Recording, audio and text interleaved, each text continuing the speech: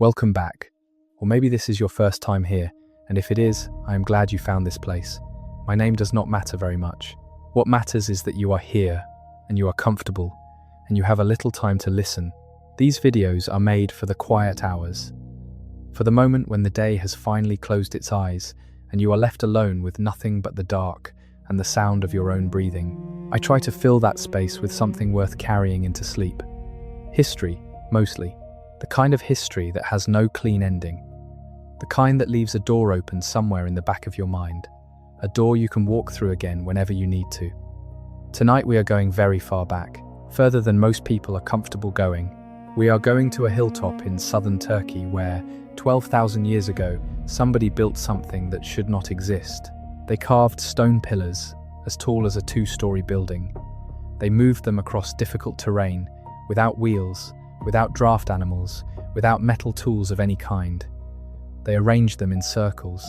They decorated them with animals, so precisely rendered that you can identify the species at a glance. And then, when they were finished, they buried the whole thing on purpose and walked away. We do not know who they were. We do not know what they believed.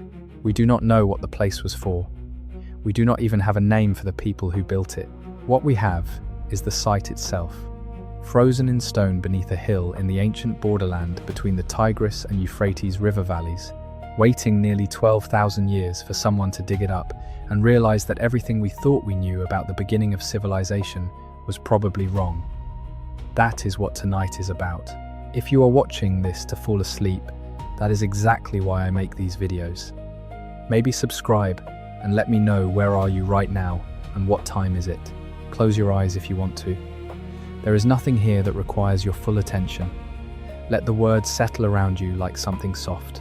We are going back a very long way tonight, and the journey is not a hurried one. Let us start with the hill itself, because the hill is where everything begins. In the southeastern Anatolia region of what is now Turkey, there is a limestone ridge that rises above the surrounding plains, about 15 kilometers northeast of the ancient city of Sanliurfa. Local people have known about this ridge for centuries. They called it Potbelly Hill, which is a fair enough description. It rises in a gentle, rounded way from the flatter land around it, and for a very long time, nobody thought much about it beyond that. It was farmed. Grain was planted in the soil above it. Shepherds moved their flocks across its slopes, in the seasonal rhythm that this part of the world has maintained for longer than written memory.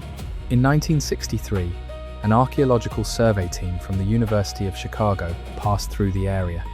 They noted the ridge. They noticed that the ground was littered with flint chips, the kind of debris that accumulates when people knap flint into tools. They noted what appeared to be a large number of limestone slabs protruding slightly through the soil. Their interpretation was that the site represented a medieval cemetery. Limestone slabs had been used as grave markers all through this part of the world, and the flint chips could have come from anywhere. They catalogued the site, assigned it a number, and moved on. The survey report sat in archives for decades. It was a German archaeologist named Klaus Schmidt who changed everything. Schmidt had been working in the region throughout the 1990s, and in 1994 he revisited the site. The Chicago team had catalogued 30 years earlier. He looked at the limestone slabs protruding from the earth.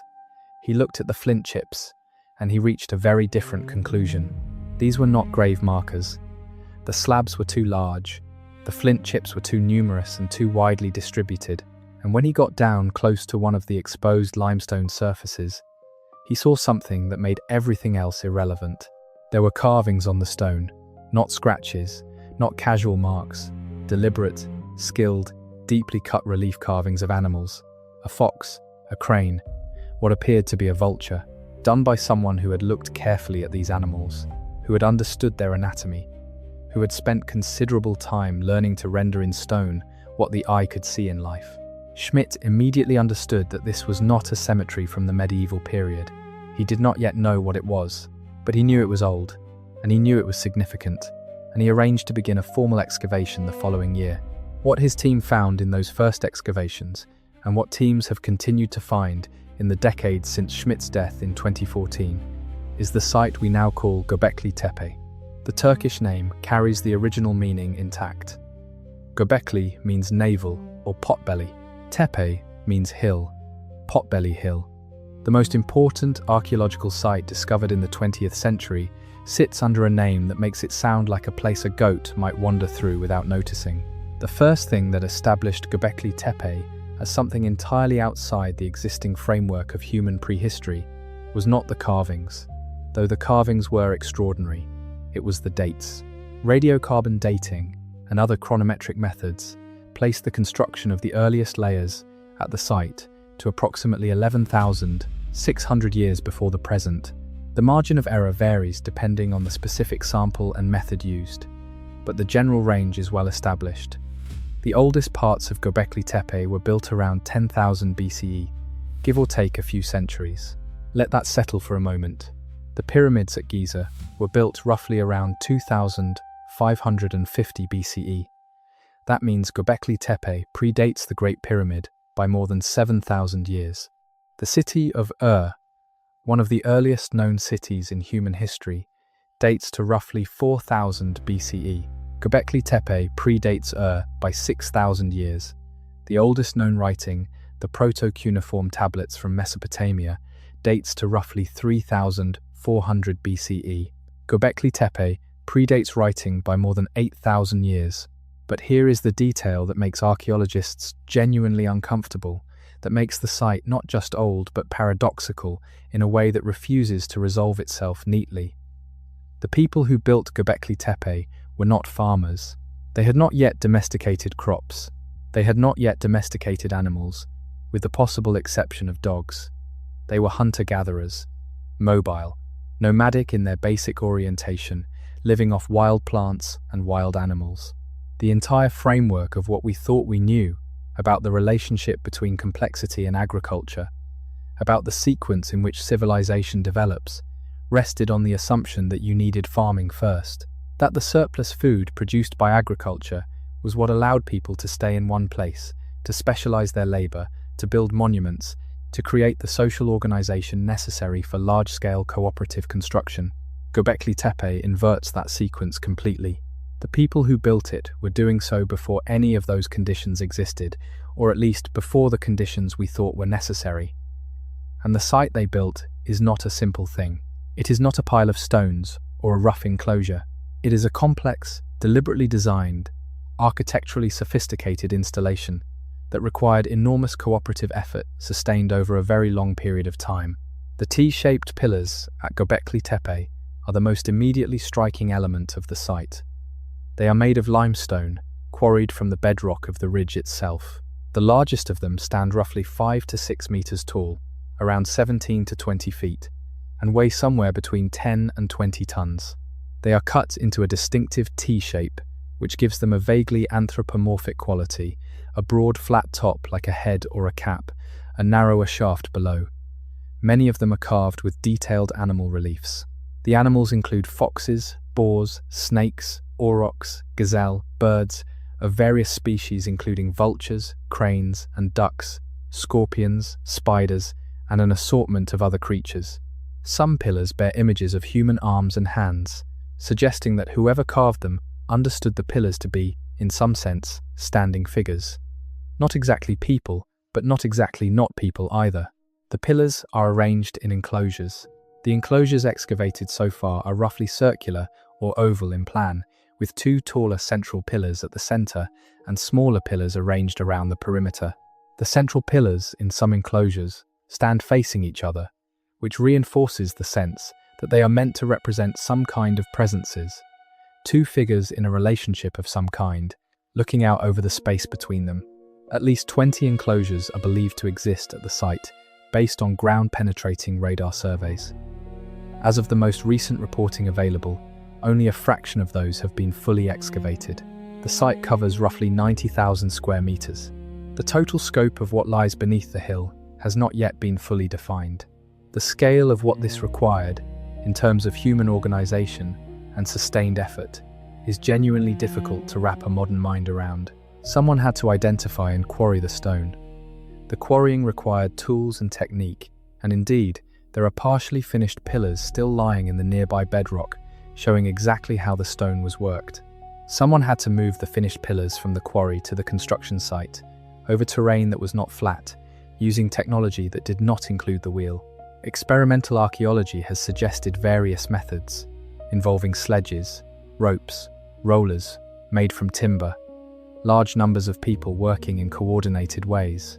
The movement of a single pillar weighing 15 tons across several hundred meters of rough limestone plateau would have required a workforce of hundreds, working carefully and in coordination, probably over a period of days. Someone had to organize that workforce.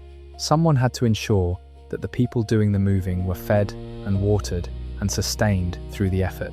Someone had to make the architectural decisions about where each pillar would go, how it would be oriented, how it would relate to the other pillars in the enclosure.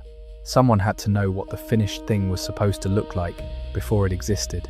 And then, over a period of what the evidence suggests was several centuries at minimum, and perhaps as long as 1,000 or 2,000 years, somebody kept building. New enclosures were added. Existing ones were maintained and modified. The site continued to function in whatever way it functioned.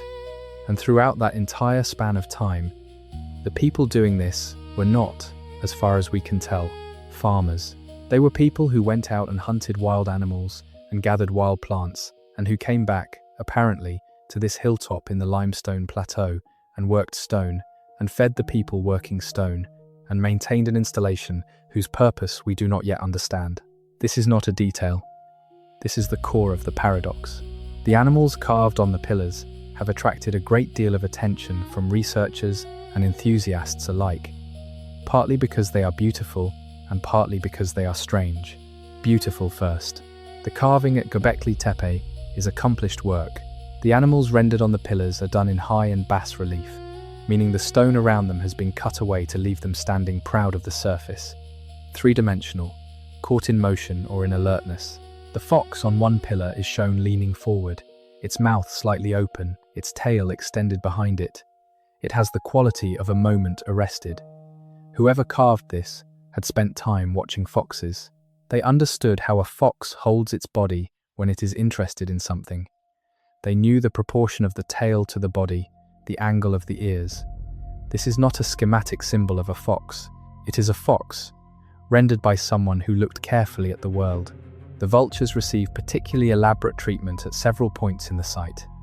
They appear repeatedly, sometimes in scenes that seem to show them in relation to human figures or headless bodies.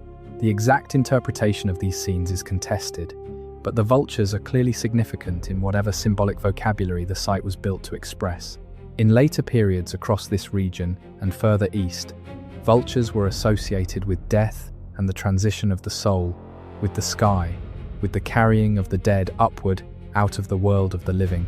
Whether those later associations reflect something that was already present in the symbolic world of Göbekli Tepe's builders is impossible to say with certainty, but the vultures are there, prominent and carefully made, and the question sits in the air like the birds themselves. Snakes appear with considerable frequency. They wind around pillar shafts.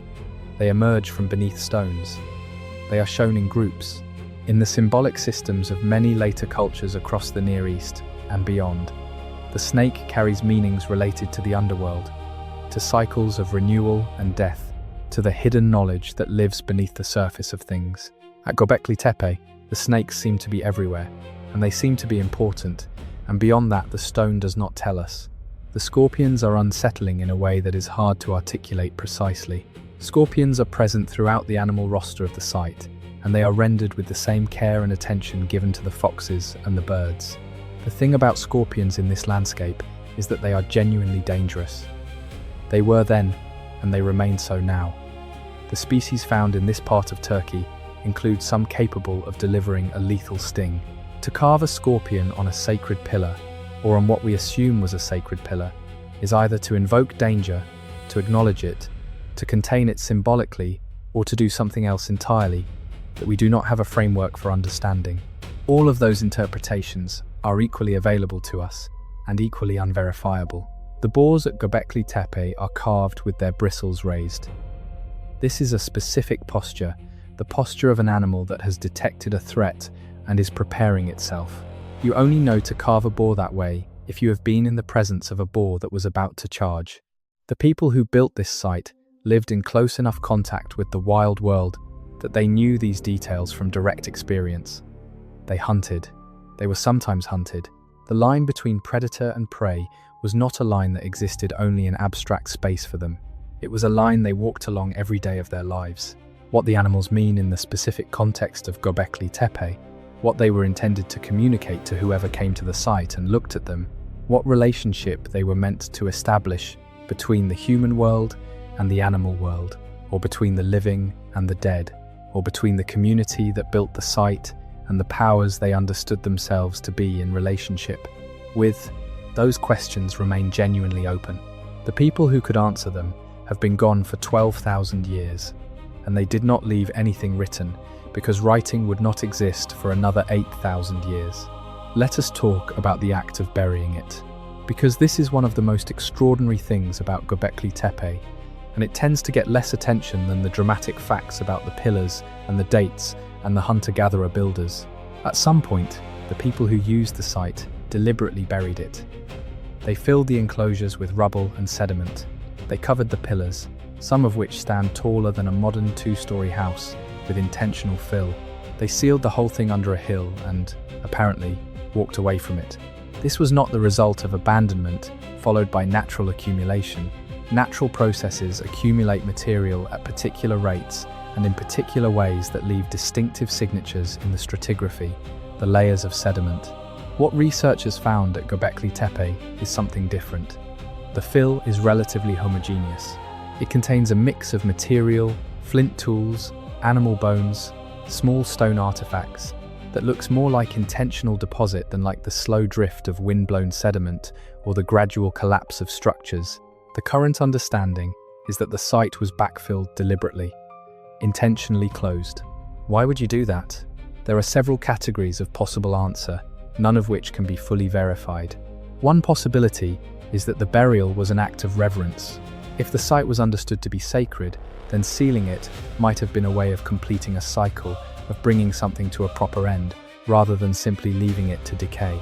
Many cultures throughout human history have buried sacred objects, sealed sacred spaces, or conducted deliberate decommissioning rituals when a sacred site reached the end of its useful life. The burial might have been the last ritual act, rather than an act of termination. Another possibility is that the burial was protective. If the site was understood to be dangerous in some way, containing powers that needed to be managed, the burial might have been a way of safely containing those powers, like sealing a vessel, like closing a door. A third possibility, one that is less dramatic but equally valid, is that the burial was a building technique, that the rubble used to fill old enclosures was part of the process by which the ridge was built up to support new construction above. That Göbekli Tepe was, in a sense, built on top of itself over time, each generation of construction sealing what came before. These possibilities are not mutually exclusive. Sacred sites have been repurposed and rebuilt throughout human history. New temples rise on the foundations of old ones. The act of sealing can be simultaneously reverential, protective, and pragmatic. What we can say with some confidence is that the burial preserved the site extraordinarily well. The fill that covered the pillars protected them from weathering, from looting, from all the processes of surface erosion that destroy things left exposed over millennia. The site that Klaus Schmidt and his team began excavating in 1995 was in remarkable condition, precisely because it had been sealed. The act of burying it, whatever its original intention, had the practical effect of keeping it intact for 12,000 years. The hill was, in this sense, its own archive, a library sealed by the people who used it, holding their work intact through the entire span of time between their lives and ours. There is a town nearby called Sanliurfa. It is one of the oldest continuously inhabited cities in the world, with a history stretching back at least 9,000 years. The people of Sanliurfa have their own rich relationship with antiquity. The city is associated, in Islamic tradition, with the prophet Abraham, who, according to tradition, was born in a cave within the city. The caves are still visited by pilgrims. The sacred pools in the center of the city, full of fish that have been considered holy for centuries, draw visitors from across the world. The people of Sanliurfa knew that the surrounding landscape was old.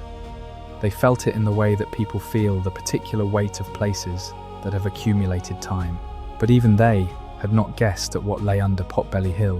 When excavation began in the 1990s and the nature of what was being found became gradually clearer, the response of the local community was complicated by the realization that the history of this landscape extended so much further back than any living tradition could contain. The oldest sacred sites in the area had just been shown to be much younger than what was under the hill. Sanliurfa now has a major museum dedicated to Göbekli Tepe and the surrounding region.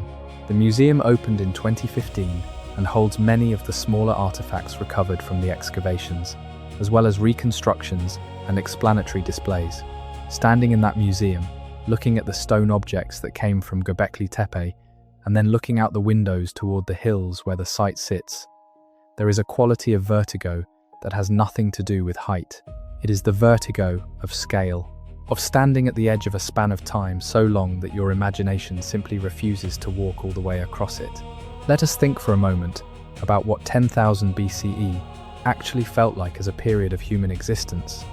Not the numbers, the texture. The climate was different. The last great ice age had ended, but the world was still adjusting. The younger Dryas, a sudden cold reversal that had lasted roughly 1,000 years, and that some researchers connect to the initial impetus for the social changes that eventually produced Göbekli Tepe, had recently ended. The region of southeastern Anatolia was, at this time, a very different landscape than it is today. There is evidence that it was wetter, more heavily wooded, more richly populated with wildlife. The rivers were fuller. There were forests, where now there are dry scrubland and fields. The ancestors of modern wheat and barley grew wild across wide areas. Aurochs, the wild ancestors of domestic cattle, moved through the landscape in substantial numbers. The range of animals depicted at Göbekli Tepe, foxes, boars, gazelle, cranes, vultures, was not a symbolic selection from a distant elsewhere. It was the neighborhood fauna. These were the animals you walked among every day. The people of this period were Homo sapiens, anatomically identical to us. Their brains were the same brains we carry. Their capacity for language, for symbolic thought, for social complexity, for love and grief and wonder was not less than ours. What was different was almost entirely circumstantial. They did not have access to accumulated technology. They did not inherit libraries of recorded knowledge. Everything they knew, they had learned directly from the world, or had received through oral transmission from the people who raised them. But that transmission was ancient in its own way. By 10,000 BCE, Homo sapiens had been around for at least 200,000 years. The anatomically modern humans who built Göbekli Tepe were the descendants of an extremely long lineage of beings who had been learning to be human for a very long time. The artistic tradition that produced the carvings at Göbekli Tepe had predecessors stretching back tens of thousands of years. The cave paintings at Lascaux in France date to approximately 17,000 years ago. The carved figurines found at sites across Europe and Asia predate Göbekli Tepe by many thousands of years. The people of the pre-pottery Neolithic were not at the beginning of human creative and symbolic thought. They were heirs to a tradition that had been developing since long before anyone now alive can trace. What changed around the period of Göbekli Tepe was not the capacity for complexity. It was the expression of that complexity in a new kind of permanence. Stone that weighed tons, structures that required hundreds of people working together, an installation that was maintained and added to across centuries. This was new. This was, as far as we currently know, unprecedented in the degree to which it represented a sustained, cooperative, large-scale investment of human effort in the creation of a permanent place. Why a hilltop? This question seems almost too simple to ask, but it is worth asking because the answer, when you think about it carefully, opens into several different chambers. The most obvious answer is visibility. A hilltop can be seen from a distance. If you are trying to establish a location that people across a wide area can orient themselves toward, a hilltop is an efficient choice. It serves as a landmark in the literal sense, a mark on the land that you can find your way by. But there is a second answer that has to do with altitude and sky.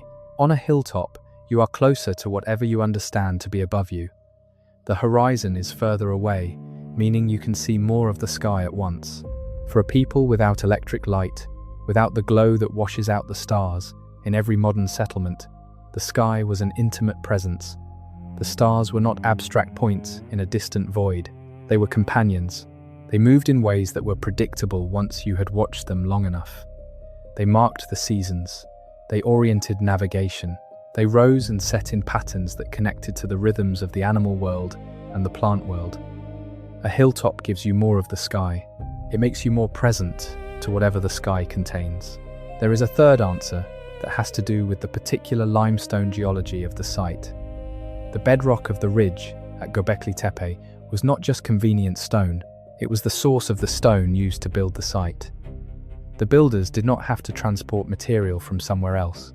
The hill provided its own building material, and in doing so, created the quarries that are still visible as depressions in the rock nearby, alongside the partially finished pillars that were never moved, allowing us to understand exactly how the stone was extracted.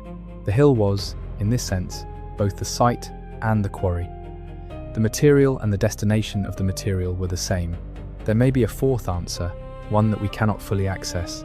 If the hilltop was understood to be a sacred location, independent of the structures built on it, if there was something about this specific place that made it, in the understanding of the people who used it, a locus of power or connection or significance, then the construction was not the reason for the location. The location was the reason for the construction.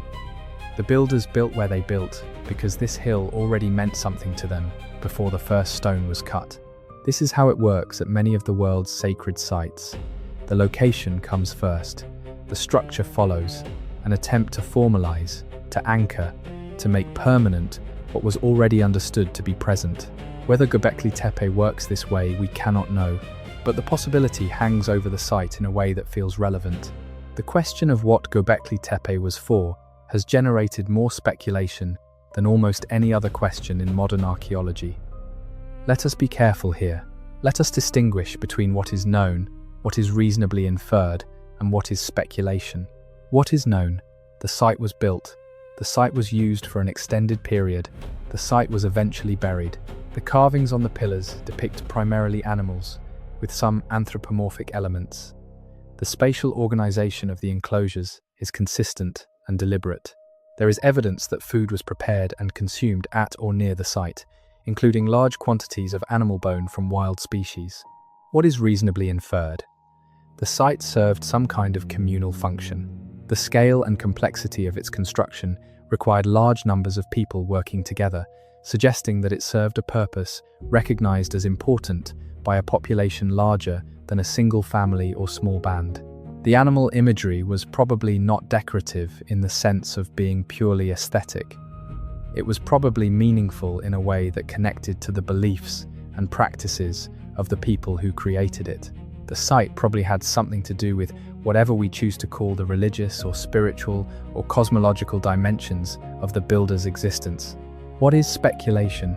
The specific content of those beliefs, the specific meaning of the specific animals, the specific practices that took place at the site, the specific social structure that organized the construction and maintenance. What happened to the people who built it, where they went, how they understood what they had made. The most widely cited interpretation is that Göbekli Tepe was a sanctuary, a place of ritual gathering for multiple groups from a wide area. The evidence for this includes the scale of construction, which seems excessive for a single local community. It includes the food remains, which suggest feasting, the kind of communal eating that historically accompanies ritual occasions. It includes the architectural sophistication, which implies investment of effort beyond what daily subsistence would require. Some researchers have proposed specific functions within the sanctuary framework. The German archaeologist Klaus Schmidt, the site's excavator, suggested that it was related to a death cult, a place where the dead were brought, or where rituals related to the dead were performed.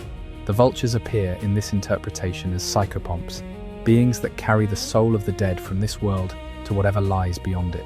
The headless human figures that appear in some of the imagery have have been read as representations of the dead, individuals whose heads have been removed as part of a mortuary practice.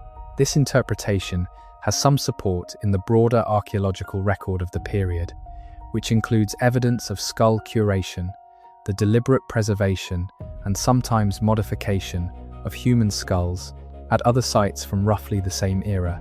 Other researchers have emphasized the astronomical dimension, the orientation of the enclosures, the positioning of specific pillars relative to each other and relative to points on the horizon have been analyzed for alignment with astronomical phenomena.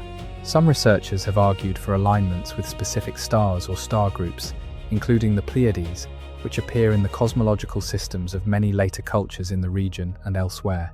The evidence for intentional astronomical alignment is suggestive but not conclusive.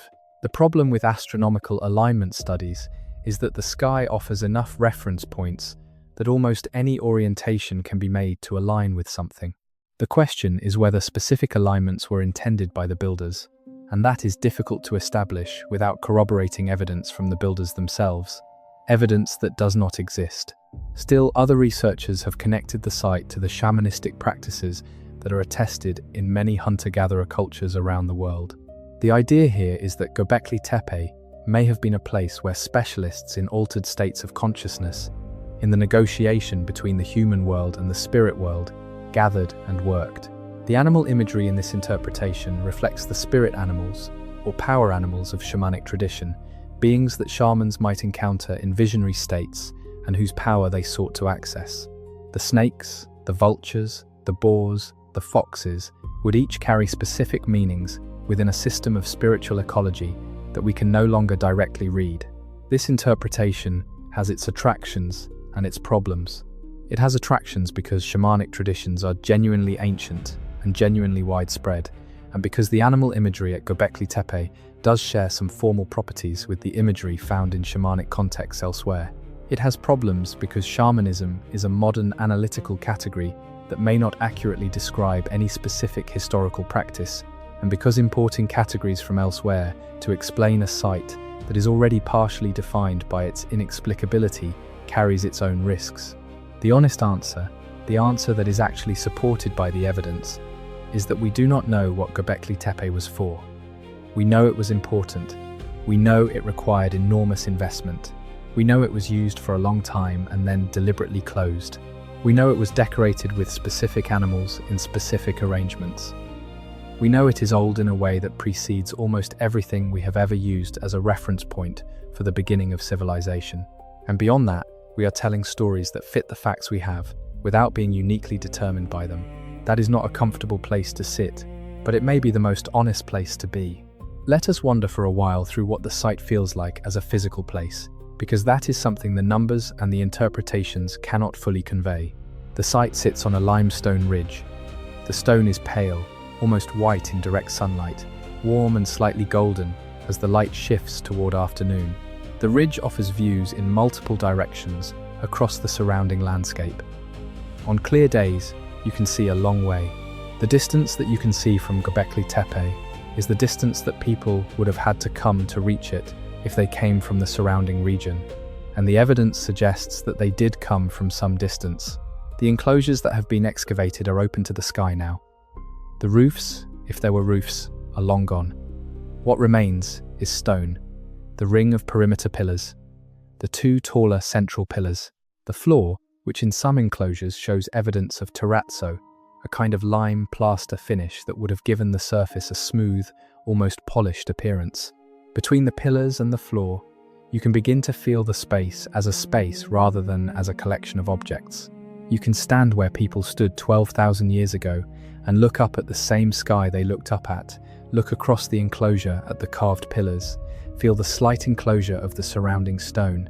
What that felt like when the enclosure was intact, when perhaps there was a roof, perhaps there was firelight, perhaps there was sound, chanting or music, or the sound of people moving through ritual procedures that we cannot reconstruct, but the bones of the space remain, and they are eloquent in their way. The carvings reward close looking. The relief work on some pillars is deeply cut and crisply detailed, even after 12,000 years. The fox on one of the pillars in enclosure A has been photographed thousands of times, and it remains, in every photograph, genuinely alive looking. There is a quality of observation in it that closes the distance between the carver and you, because you recognize that this person looked at the world the same way you do, with attention and with care, and with the desire to catch what they saw before it moved away. There are also abstract symbols at Göbekli Tepe that appear on several pillars, an H-shaped symbol that has been found at other sites in the region, and that appears to have carried symbolic significance across a wide area. A crescent or semicircle, geometric forms whose specific meanings are unclear. These symbols appear alongside the animal imagery and may have represented concepts or identities that the more naturalistic animal images alone could not carry. They may have been something like a written system, a set of marks with shared meanings, operating in the period before what we conventionally call writing existed. Or they may have been clan markers, ownership marks, religious symbols. We cannot read them. They look back at us from the stone with the same calm opacity as everything else. In 2018, a Turkish government initiative formalized the site as a major cultural heritage location. Göbekli Tepe was inscribed on the UNESCO World Heritage List that same year, joining a roster of sites recognized as having outstanding universal value.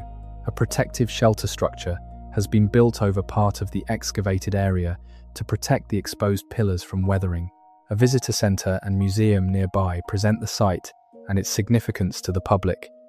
Hundreds of thousands of people visit each year. The excavation itself continues. Work has expanded in recent years beyond the original area of investigation, with survey and excavation covering more of the ridge. New enclosures have been identified. New details are emerging about the organization of the site and about what may lie in the unexcavated areas. The site is expected to continue yielding information for generations of researchers. One of the significant recent discoveries is the identification of what appear to be specialized buildings associated with the production of food and drink on a large scale. Stone vessels of considerable size have been found, along with evidence suggesting the large-scale processing of grain into food, and possibly into fermented beverages. The evidence for beer making at Göbekli Tepe is not conclusive, but it is suggestive, and it has a particular irony to it. The standard narrative of agricultural origins has long included the argument that one of the driving motivations for settling down and growing crops was the desire for reliable access to fermented grain beverages. Beer, in this telling, was one of the reasons civilization happened. If the people who built Göbekli Tepe were already making fermented beverages from wild grain before cultivation had been established, or if the site's demand for large quantities of food and drink was one of the factors that pushed toward the deliberate cultivation of grain, then Göbekli Tepe may sit at the origin of that entire sequence in a more direct way than we initially understood. The relationship between Göbekli Tepe and the origins of agriculture is one of the most actively debated aspects of the site. The conventional account of agricultural origins in the Near East goes something like this. Beginning around 11,000 years ago, people in the Fertile Crescent region, which extends roughly from the Jordan Valley through Syria, southeastern Turkey, and northern Iraq, began to cultivate plants rather than simply gathering them wild. They selected for desirable traits over generations. They planted seeds in locations they could manage and return to. They created reliable food surpluses. Those surpluses allowed population growth and sedentary settlement. Sedentary settlement allowed the accumulation of material culture and the development of social complexity. Over thousands of years, this process produced the first cities, the first states, the first writing, the first everything we conventionally identify as civilization. Göbekli Tepe sits right at the beginning of this sequence in both time and geography. The site dates to the period immediately preceding the first clear evidence of agriculture in the region. It sits in the heart of the geographical area where agriculture is believed to have originated. The wild ancestors of domesticated wheat and barley grew in the hills around it. Klaus Schmidt proposed, and subsequent researchers have elaborated, a provocative inversion of the conventional narrative. Rather than surplus food production leading to the social complexity that produced monuments like Göbekli Tepe, the monument came first. The need to sustain the communities of workers who built and maintained the site created the demand for reliable food production that drove the development of agriculture. The sanctuary preceded the settlement. The sacred space created the conditions for the social transformation that would eventually produce farming, cities, and writing. This is a hypothesis, not a proven fact, but it is a hypothesis that fits the evidence in a way that the conventional sequence does not. If agriculture had already been established before Göbekli Tepe was built, you would expect to find agricultural remains at or near the site. You do not. You find wild animal bones and wild plant remains. The people who built it were not yet farmers, but the demands of building it may have set processes in motion that eventually made their descendants farmers.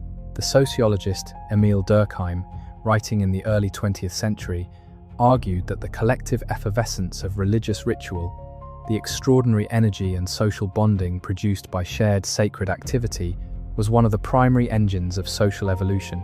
He could not have known about Göbekli Tepe, but looking at the site through his framework, you can see how a gathering place that drew people from a wide area, that required sustained cooperative effort to build and maintain, that was experienced as sacred and therefore worth extraordinary investment, could have produced exactly the social and perhaps even the economic transformations that the conventional account places after agriculture rather than before it. The religion came first. The farming may have followed. Let us now think about the people more specifically, not as an abstraction, not as hunter-gatherers in a taxonomic sense, but as actual human beings making decisions and moving through a world. A hunter-gatherer community in southeastern Anatolia, around 10,000 BCE, would have been relatively small. Groups of this kind typically range from about 25 to 100 individuals in their immediate daily life community, the people you see every day, the people you rely on for immediate survival. Beyond the immediate community, there would typically be a network of relations with neighboring groups, people you might see seasonally at particular locations, with whom you maintained relationships of alliance, mutual aid, and presumably marriage exchange. These networks could extend quite far. Material goods have been found at Göbekli Tepe that came from considerable distances, obsidian from sources that are not in the immediate vicinity, other materials whose origins suggest trade or movement across regions. The people of this period were not isolated. They were connected across considerable distances through networks of exchange and relationship that we can trace imperfectly in the distribution of materials but cannot fully map. For such a community to build Göbekli Tepe, the most plausible model is that the site was a gathering place where multiple groups came together periodically at particular seasons or for particular occasions, and that the construction and maintenance of the site was a shared project carried out during those gatherings. The site would then have served not only whatever sacred purpose it had, but also as a mechanism for maintaining the social network, the occasion for different groups to meet, to exchange goods and people, to affirm relationships, to establish shared identity through shared work and shared ritual. This is how gathering places work in mobile societies. They are not just locations, they are social technologies. They create the occasions that maintain the networks that allow mobile communities to function as something more than isolated small groups. A gathering place with sacred significance is a gathering place with a compelling reason to return. Göbekli Tepe may have been, among other things, the most compelling gathering place in the region, a site that everyone within a wide radius understood to be important, where the accumulated work of generations had created something extraordinary, where the presence of the extraordinary could be felt by anyone who came. If you were one of these people, if you moved through the limestone hills and dry valleys of southeastern Anatolia in the period around 10,000 BCE, this hill with its carved stones and its old accumulated meaning would have been the center of a world that had no cities, no writing, no permanent settlements. It would have been the closest thing to a cathedral in a landscape that had not yet invented any of the things we associate with the era of cathedrals. There is a moment in the excavation of any very old site when the accumulated distance collapses. It is not always a dramatic moment. Sometimes it is small, a handprint on a cave wall, a seed found in a storage jar, a toy animal carved from clay that could be a child's toy from any century in any culture. The small human details that the grand narrative cannot fully contain. At Göbekli Tepe, researchers have found small human figurines. They have found stone vessels. They have found worked flint in enormous quantities. The debris of toolmaking, thousands and thousands of flint chips that pile up wherever people sit and work stone over extended periods. They have found animal bones that tell a story of large-scale communal eating, the bones of aurochs and gazelle and wild boar, processed and discarded in ways consistent with feasting rather than with daily subsistence. The feasting evidence is particularly evocative. Feasting, in the archaeological and anthropological literature, is not just eating. It is a social act. It is the transformation of food into relationship.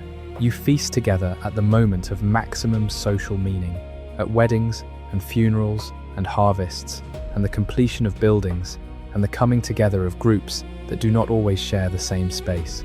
The fact that people were feasting at Göbekli Tepe, that large quantities of meat were being prepared and consumed in what was clearly a communal context, tells us something about what the site meant in social terms, even if it tells us nothing about what the pillars meant in symbolic terms. They were here together. They were eating together. They were building something together that none of them alone could have built. Whatever it meant to them, it meant enough to bring them from whatever distances they came from, to sustain the effort of the construction, to maintain the site across generations. Meaning accumulated here the way stone is laid course upon course. The place became more important because people kept coming to it, and people kept coming to it because it had become important. The feedback loop of sacred significance is not rational in any simple sense. It is historical. It accumulates. It deepens. Let us consider what has been called the Neolithic Revolution, because Göbekli Tepe sits at its threshold and changes how we see it. The Neolithic Revolution was the name given, in the 20th century, to the transition from hunting and gathering to agriculture and settled life. Revolution is a strong word for a process that unfolded over thousands of years, and that happened at different times in different places, and that was not uniformly welcomed or uniformly beneficial to the people who went through it. But revolution captures something important about the scale of what changed. Before the Neolithic transition, essentially all human beings on Earth lived by hunting, fishing, and gathering wild plants. After it, over the following several thousand years, the practice of farming and herding spread across most of the planet. The world before this transition was a world without cities, without states, without writing, without the accumulation of wealth across generations, in the form of stored food and animal herds and later money. The world after it eventually produced everything that we now call civilization in its full complexity, including its full complexity of violence, inequality, disease, and ecological destruction, alongside its monuments and its philosophy and its music. The drivers of this transition have been debated for a long time. Climate was clearly part of it. The end of the Younger Dryas cold reversal around 11,700 years ago produced warmer and, in some regions, wetter conditions that made plant cultivation more productive. Population pressure may have been part of it. As human populations grew, the available wild food resources in any given territory came under increasing pressure, creating incentives to produce food more reliably.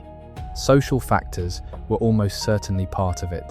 The desire for certain kinds of food and drink, the social obligations of feasting, the prestige attached to hospitality, all of these could have driven investment in food production beyond subsistence needs. Göbekli Tepe adds a new element to this list: collective, sacred investment. The possibility that the demands of a shared, sacred project, of maintaining a site that mattered to a wide community, drove the intensification of food production in the surrounding landscape. The site may have been a demand driver, pulling people toward the development of agriculture, not because they needed to eat, but because they needed to feed the builders and the gatherers and the ritual specialists who came to this hilltop for reasons that had nothing to do with subsistence and everything to do with meaning. There is something deeply strange about standing at the edge of what we know about Göbekli Tepe and looking at the distance between us and its builders. 12,000 years is a span of time that is genuinely difficult to hold in the mind. We have various ways of trying to make it concrete. If each generation is about 30 years, 12,000 years is 400 generations. If you could somehow shake the hand of your direct ancestor 400 generations ago, that ancestor would have been alive when Göbekli Tepe was already being used. 400 generations of births and deaths and learning and forgetting. 400 generations of language change and cultural drift, of ideas rising and falling and being replaced by other ideas that would themselves eventually be forgotten. By the time writing existed to preserve anything, the builders of Göbekli Tepe had been gone for 8,000 years. Whatever they knew, whatever they believed, whatever the pillars meant to them, was already ancient history to the people who invented history. And yet the pillars remain, the stone remains, the T-shapes cut from limestone by human hands remain, and the foxes running along them remain, and the vultures with their wings extended remain, and the snakes coiling around the shafts remain. The individual people who quarried and moved and carved and arranged this stone are entirely gone. But the stone remembers the shape of their tools and the intention of their hands. That is perhaps the most remarkable thing about Göbekli Tepe. Not that it is old, though it is extraordinarily old. Not that it was built by people we thought were too simple to build such things, though that is a profound challenge to our assumptions. The most remarkable thing is that it worked. The attempt to make something permanent worked. People built a thing that was supposed to last, and it has lasted for longer than any other human construction we currently know about.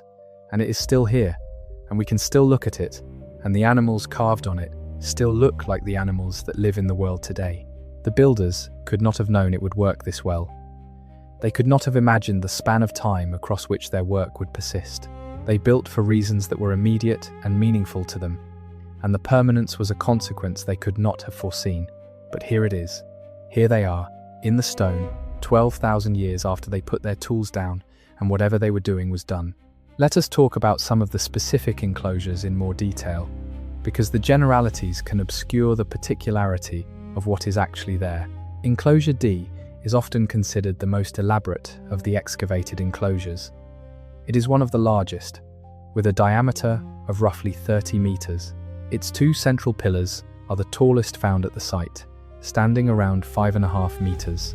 The reliefs on the central pillars include, on one of them, a detailed image of what has been interpreted as a belt or loincloth, carved as if the pillar itself is wearing it, which reinforces the interpretation that the pillars represent anthropomorphic beings, human or human-like figures, dressed or adorned in some way.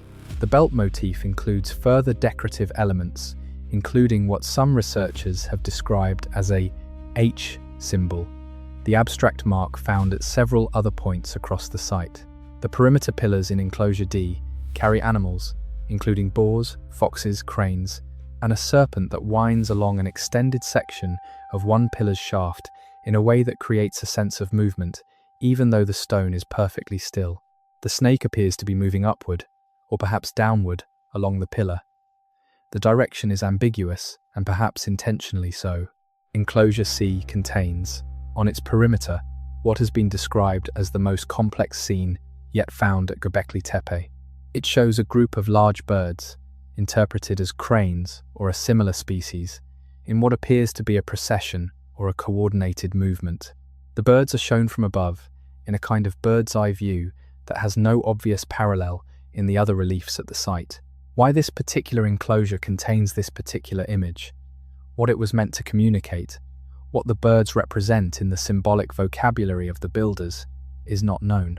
One of the partially excavated structures at the site, sometimes called Pillar 43 or the Vulture Stone, has received an enormous amount of attention because of its elaborate imagery. It shows multiple animals and figures in a complex arrangement that includes, centrally, a large vulture with its wings spread.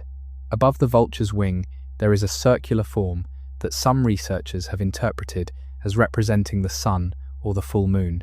Below the scene, near the bottom of the pillar, there is a headless human figure, and scattered through the scene are other elements including additional birds, a scorpion, and what appears to be a bag or a round object held in the wing of the central vulture. The interpretation of Pillar 43 has generated more controversy than almost any other element of the site.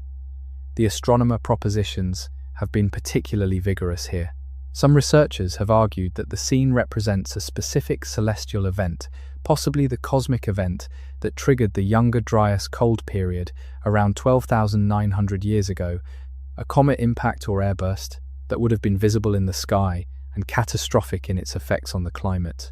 According to this interpretation, the pillar preserves a visual record of that event and its aftermath, with specific star groups represented by specific animals in specific configurations that can be mapped onto the actual sky of that period. This interpretation has attracted significant public attention. It has also attracted significant criticism from archaeologists, who point out that the proposed star-animal correspondences are not independently verifiable, that the scene could plausibly represent many different things, and that the astronomical interpretation requires assumptions about the symbolic system of the builders that are not supported by other evidence. What is not controversial is that the scene is deliberately complex, that it shows multiple elements in deliberate relationship to each other, and that it was carved by someone who knew exactly what they were doing and intended it to mean something specific to whoever looked at it. That specific meaning is what remains inaccessible. The question of what happened to the builders of Göbekli Tepe is in some ways the question that matters most, and in other ways the question that matters least. It matters least because the site itself is the surviving record, and the site is what we have to work with. The fate of the individual people and communities who built it does not change what they built. It matters most because any answer we can give illuminates something about the nature of the transition from mobile hunter-gathering to settled agriculture, and ultimately to urban civilization. If the builders were ancestors of the people who invented farming in this region, then Göbekli Tepe is part of a continuous story that eventually produces cities and writing and everything that follows. If the builders were a distinct population that was replaced or absorbed by incoming farmers, then Göbekli Tepe sits as a kind of isolated peak, a monument to a way of life that did not survive into the era of civilization. Ancient DNA studies, which have transformed our understanding of human prehistory in the last decade, may eventually provide some answers here. The technology to extract and analyze DNA from ancient human remains has advanced rapidly, and the application of this technology to the populations of the Near East during the Neolithic transition is an active area of research. Early results suggest a complex picture, with multiple distinct genetic lineages present in the region during this period, some of which contributed to later populations and some of which did not. The specific genetic history of the people of the pre-pottery Neolithic in southeastern Anatolia, the people most likely to have been connected to Göbekli Tepe, is still being worked out. The burials at the site itself have yielded limited genetic material because the conditions that preserved the stone so well were not equally kind to organic material. The bones found at the site, which include human skull fragments among the animal remains, have provided some information, but the picture is not yet complete. What we can say is that the people who built Göbekli Tepe were not the last humans in the region. The region was continuously inhabited through the Neolithic transition and beyond. The people who eventually built the first cities of Mesopotamia a few thousand years after Göbekli Tepe's peak were themselves descended in complex ways from the populations of this earlier period. Whether the specific communities of Göbekli Tepe's builders are among those ancestors is a question that ancient DNA research may eventually answer. One of the genuinely strange things about Göbekli Tepe, strange in a way that becomes more apparent the more you think about it, is the regularity of its basic form. The T-shaped pillars are not unique to Göbekli Tepe. They have been found at a number of other sites in the region, sites that are roughly contemporary with Göbekli Tepe or somewhat later, and that appear to share a broadly similar cultural complex. Navali Kori, a site that was unfortunately flooded by the Ataturk Dam reservoir in the 1990s, but that was partially excavated before that happened, had T-shaped pillars. Karahan Tepe, a site that has been the focus of major excavation in the last several years, has T-shaped pillars. Tazli Tepe, Sefer Tepe, and other sites in the surrounding region show similar or related monumental architecture.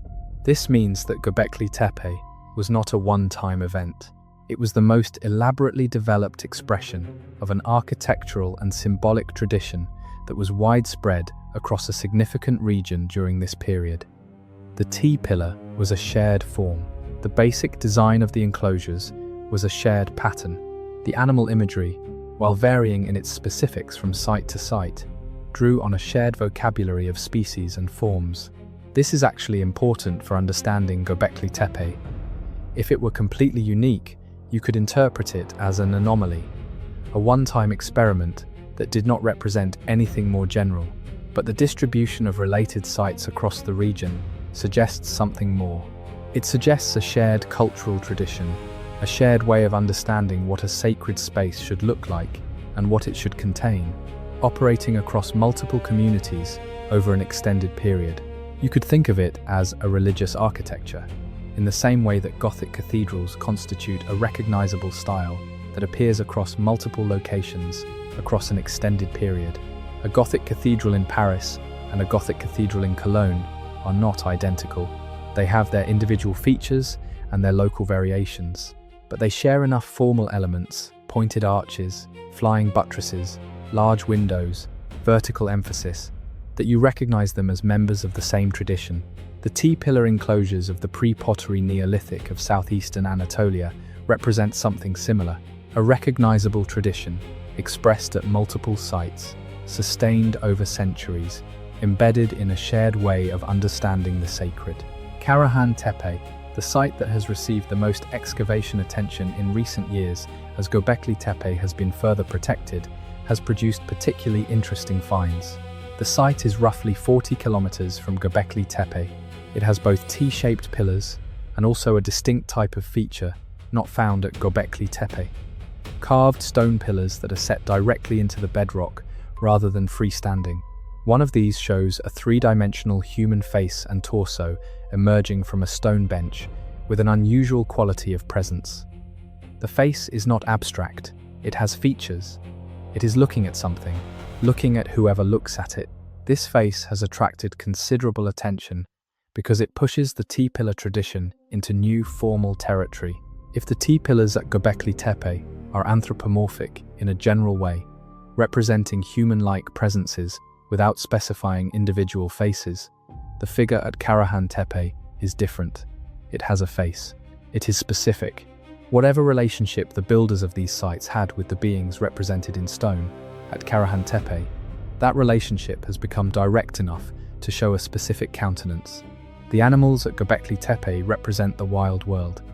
That seems almost too obvious to say, but it is worth saying because of what it implies about the relationship of the builders to that world.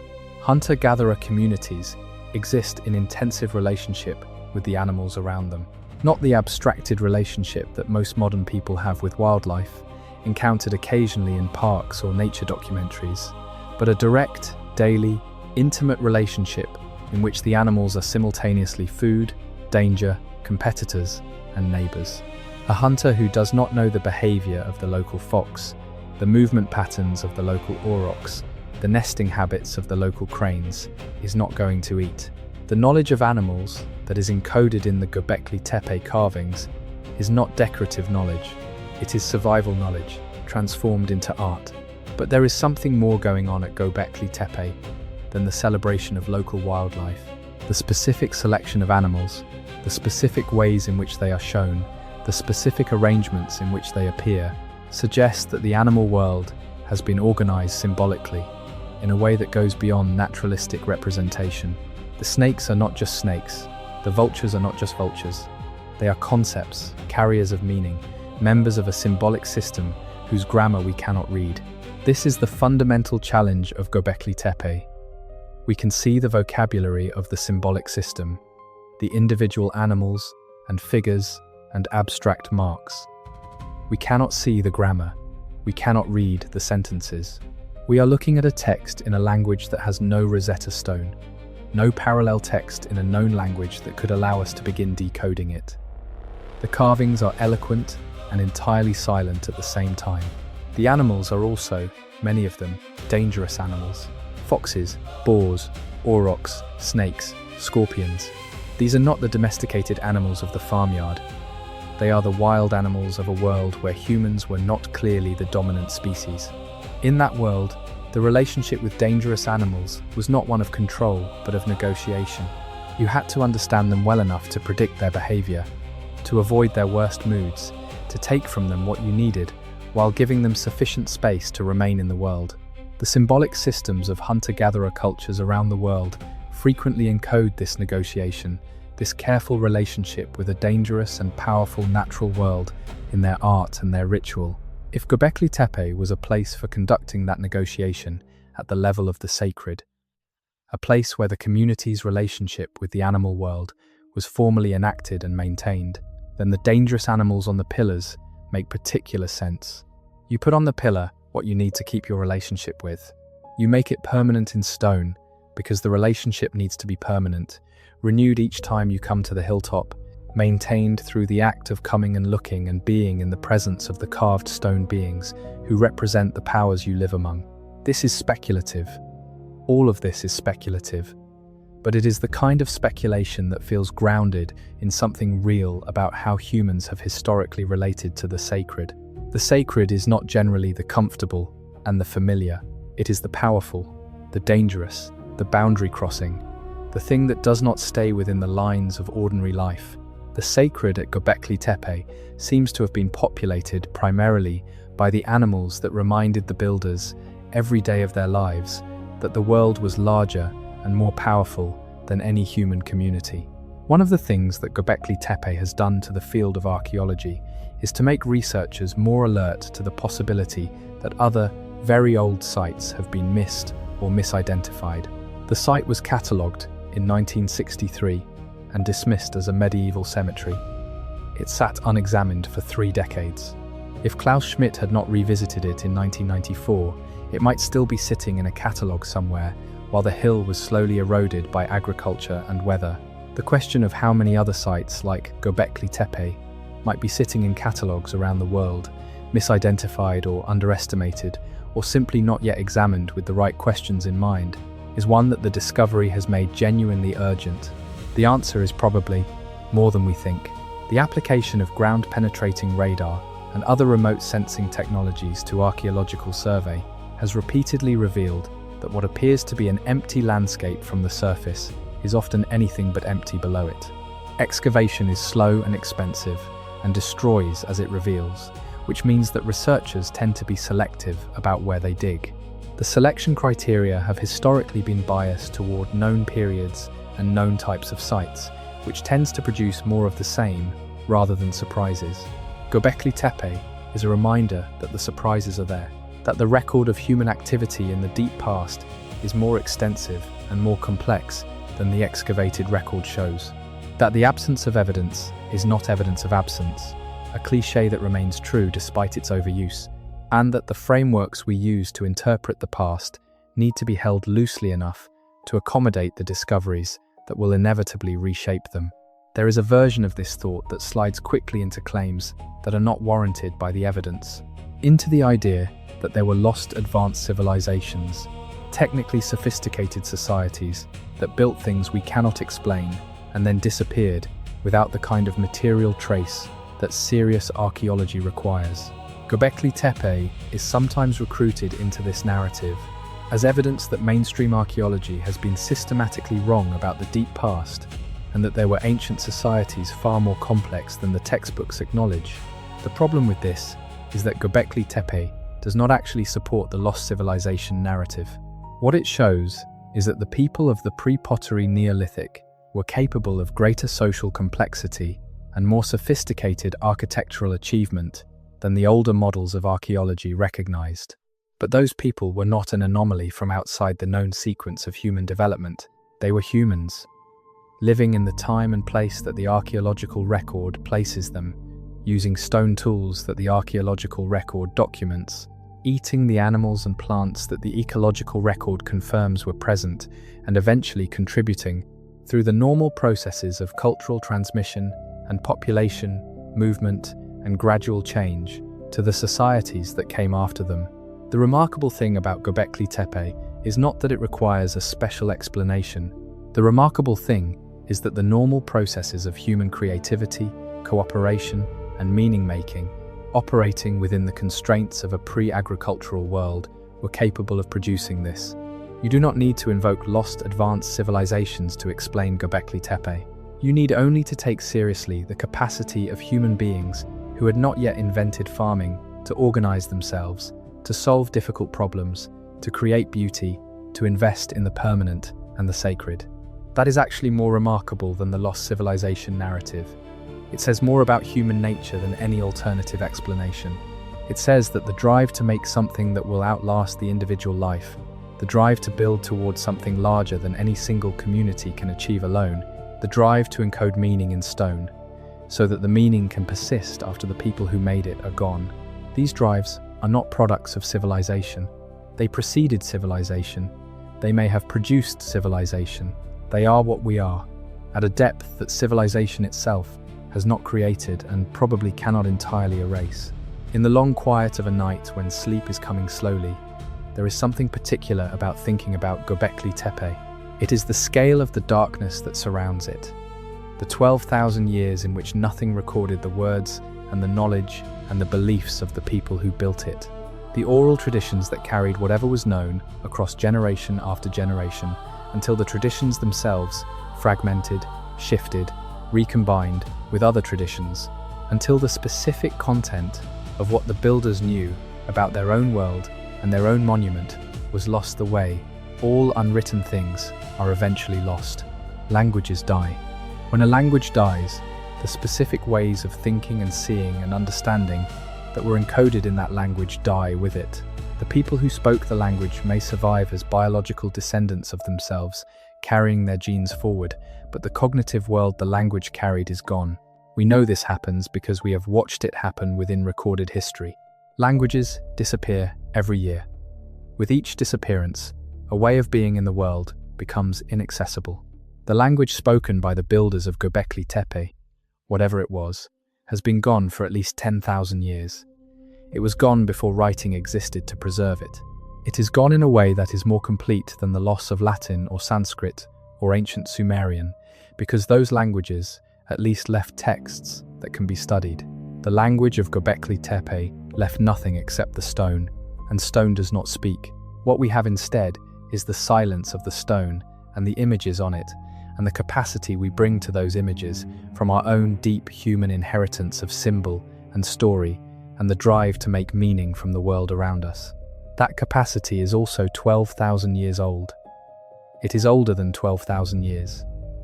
It goes back to the first humans who looked up at the night sky and felt something that was not simply fear, something that was also wonder, something that wanted to mark the experience, to make it permanent, to share it with whoever came after. The builders of Göbekli Tepe shared something with you across 12,000 years of silence. They made something that endured.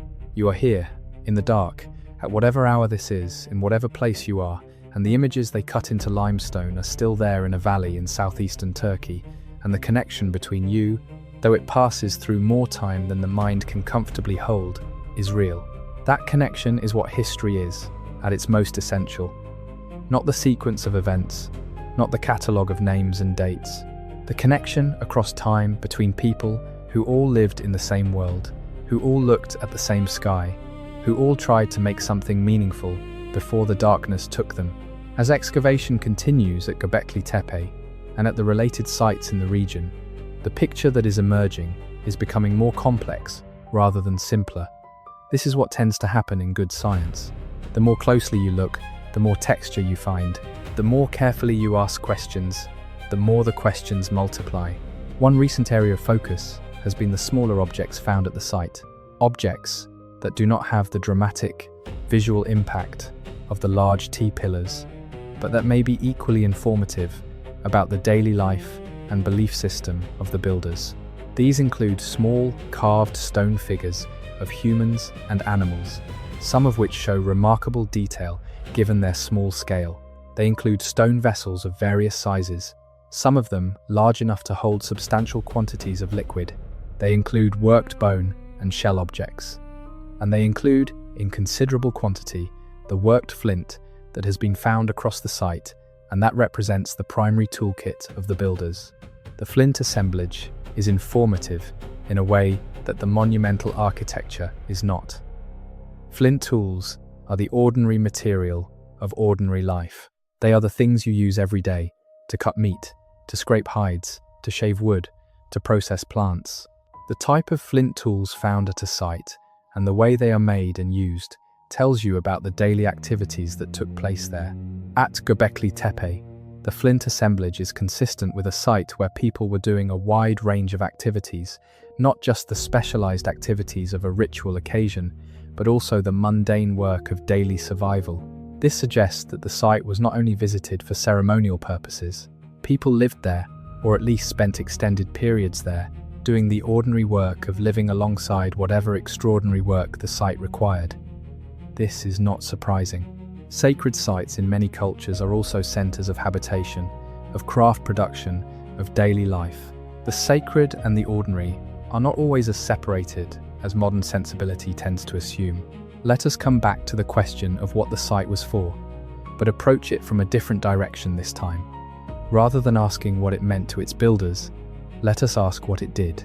What are the observable effects of a site like Göbekli Tepe on the communities that use it? First effect: it creates occasions for gathering. People have a reason to come together that transcends the immediate demands of survival. These gatherings allow information exchange, alliance formation, conflict resolution, and the maintenance of social networks across a wide area.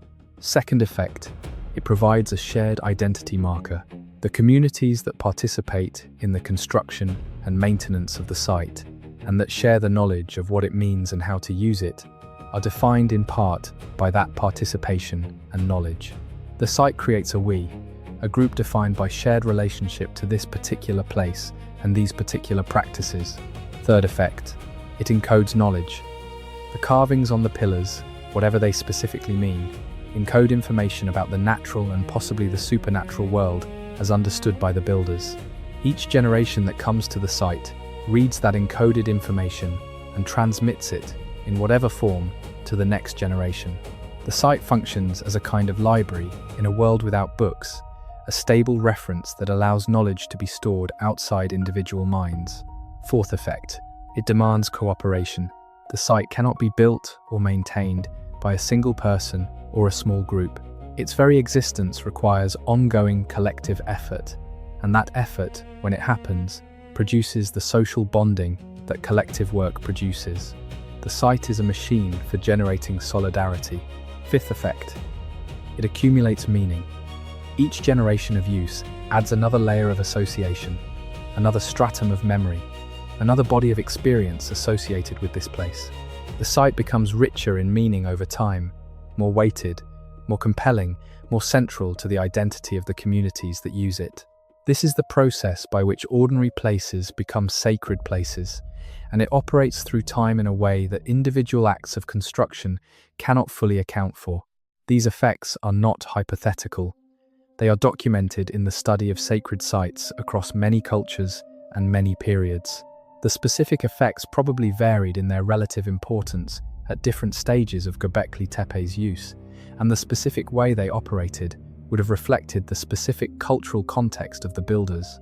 But the general pattern, the way a place like this functions as a social and cultural technology, is something we can approach with some confidence. The site did something. Whatever it meant, it did something real for real people across a very long period of time. And what it did, at minimum, was bring people together and give them a common focus and a common project and a common reference. In a world without cities, without written records, without the administrative technologies of state organization, that may have been exactly what was needed to hold communities in relationship across the distances that mobile life imposed on them. The light changes at Göbekli Tepe throughout the day in ways that the builders almost certainly understood and probably used intentionally. In the early morning, the sun rises behind the ridge, and the excavated enclosures are in shadow. The pillars are dark against the brightening sky, their carved surfaces not yet fully visible, their silhouettes dominant. As the sun rises, it begins to reach into the enclosures from the east, and the carvings gradually emerge from shadow, coming into relief as the light travels across them. By midday, depending on the orientation of the enclosure, some parts of the carved surfaces will be in full light and others will be in deep shadow, creating a different set of visual effects than either morning or afternoon. As the afternoon progresses and the sun moves west, the light works back across the carvings from a different angle, revealing textures and details that the morning light missed. At sunset, the light is low and golden and the shadows are long. The pillars, which are themselves oriented in specific directions, would have cast specific shadows at specific times of year. Whether those shadow patterns were intentional, whether specific effects of shadow and light at specific moments in the solar year were built into the architecture, is a question that researchers have begun to investigate, but not fully resolved. The point is that the site was not a static visual environment. It was dynamic. It changed through the day and through the year. The carvings were not simply there to be seen in an abstract sense. They were seen in specific conditions, under specific qualities of light, at specific times of day and year, and those conditions may have been as important to the experience of the site as the carvings themselves. This kind of attention to the phenomenological experience of a sacred site, to what it felt like to be in it rather than just what it meant in a symbolic sense, is increasingly part of how archaeologists think about ancient monuments. At Stonehenge, at the Cairn of Barnarez in Brittany, at the Passage Tomb of Newgrange in Ireland, researchers have documented the ways in which the architecture creates specific experiences of light and space at specific significant moments. Newgrange is famously aligned, so that at the winter solstice, the rising sun sends a shaft of light down the passage and illuminates the inner chamber. The alignment is precise enough that it could not be accidental. At Göbekli Tepe, the analysis of solar and lunar alignments is ongoing. Some orientations have been proposed. None have achieved the consensus that the Newgrange alignment commands. But the possibility that the builders were attentive to the movement of the sky and its relationship to the architecture, that the site was designed in part to create particular experiences at particular astronomical moments, is a reasonable one, given the general pattern of megalithic architecture from this period across a wide geographical range. The sky was the clock of this world. It was the calendar. It told you when to plant if you were a farmer, and for hunter-gatherers it told you where the herds would be, when the fish would run, when the migratory birds would arrive and depart. To build an architecture that related to the sky was to relate to the fundamental rhythms of the world as these people understood it. Whether or not specific alignments at Göbekli Tepe were intentional, the general impulse to build with reference to the sky was almost certainly part of the thinking behind it. There are people who have proposed that Göbekli Tepe is evidence of a much earlier and much more sophisticated civilization than the archaeological record currently recognizes, one that was destroyed by some catastrophe around the time of the Younger Dryas, and of which Göbekli Tepe represents a surviving remnant or a memorial. This idea has been popularized in various forms in books and documentaries and online discussions. It has a certain narrative appeal, the idea of a great lost civilization, of knowledge and sophistication that predates what we recognize as civilization, touches something deep in the human imagination. It gives the extraordinary nature of Göbekli Tepe an explanation that feels commensurate with its extraordinariness. The problem is that it is not supported by the evidence. The evidence at and around Göbekli Tepe is consistent with a pre-agricultural hunter-gatherer society of the kind that the broader archaeological record documents throughout this period. The stone tools are the stone tools of the pre-pottery Neolithic. There are no metal artifacts. There are no ceramics from the earliest layers. There is no evidence of writing or recording systems beyond the carved symbols on the pillars, which are more comparable to the art and symbol systems of other prehistoric cultures than to any known early writing system. There are no astronomical instruments, no advanced mathematics, no technologies that require us to posit a developmental sequence beyond what can be accounted for by the known human record. What Göbekli Tepe requires is a revision of what we thought hunter-gatherers were capable of. That revision is significant and important, and it has genuine implications for how we think about the relationship between social complexity and agriculture. But it does not require us to posit a lost civilization. It requires us to have a higher opinion of the hunter-gatherers, to recognize that the capacity for large-scale cooperative action and symbolic elaboration and architectural sophistication was not dependent on farming.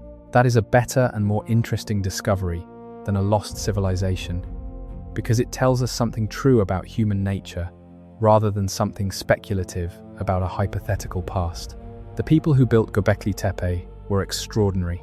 They were extraordinary in exactly the ways that human beings have always been capable of being extraordinary, when the right combination of motivation and knowledge and social organization came together. They did not need to be the survivors of a forgotten advanced civilization to have done what they did. They needed to be human. And they were. Let us think, as we get deeper into the night, about what it means that this place exists. There is a quality that very old things have that is hard to articulate, but that almost anyone who has been in the presence of something genuinely ancient can recognize. It is not exactly awe, though awe is part of it.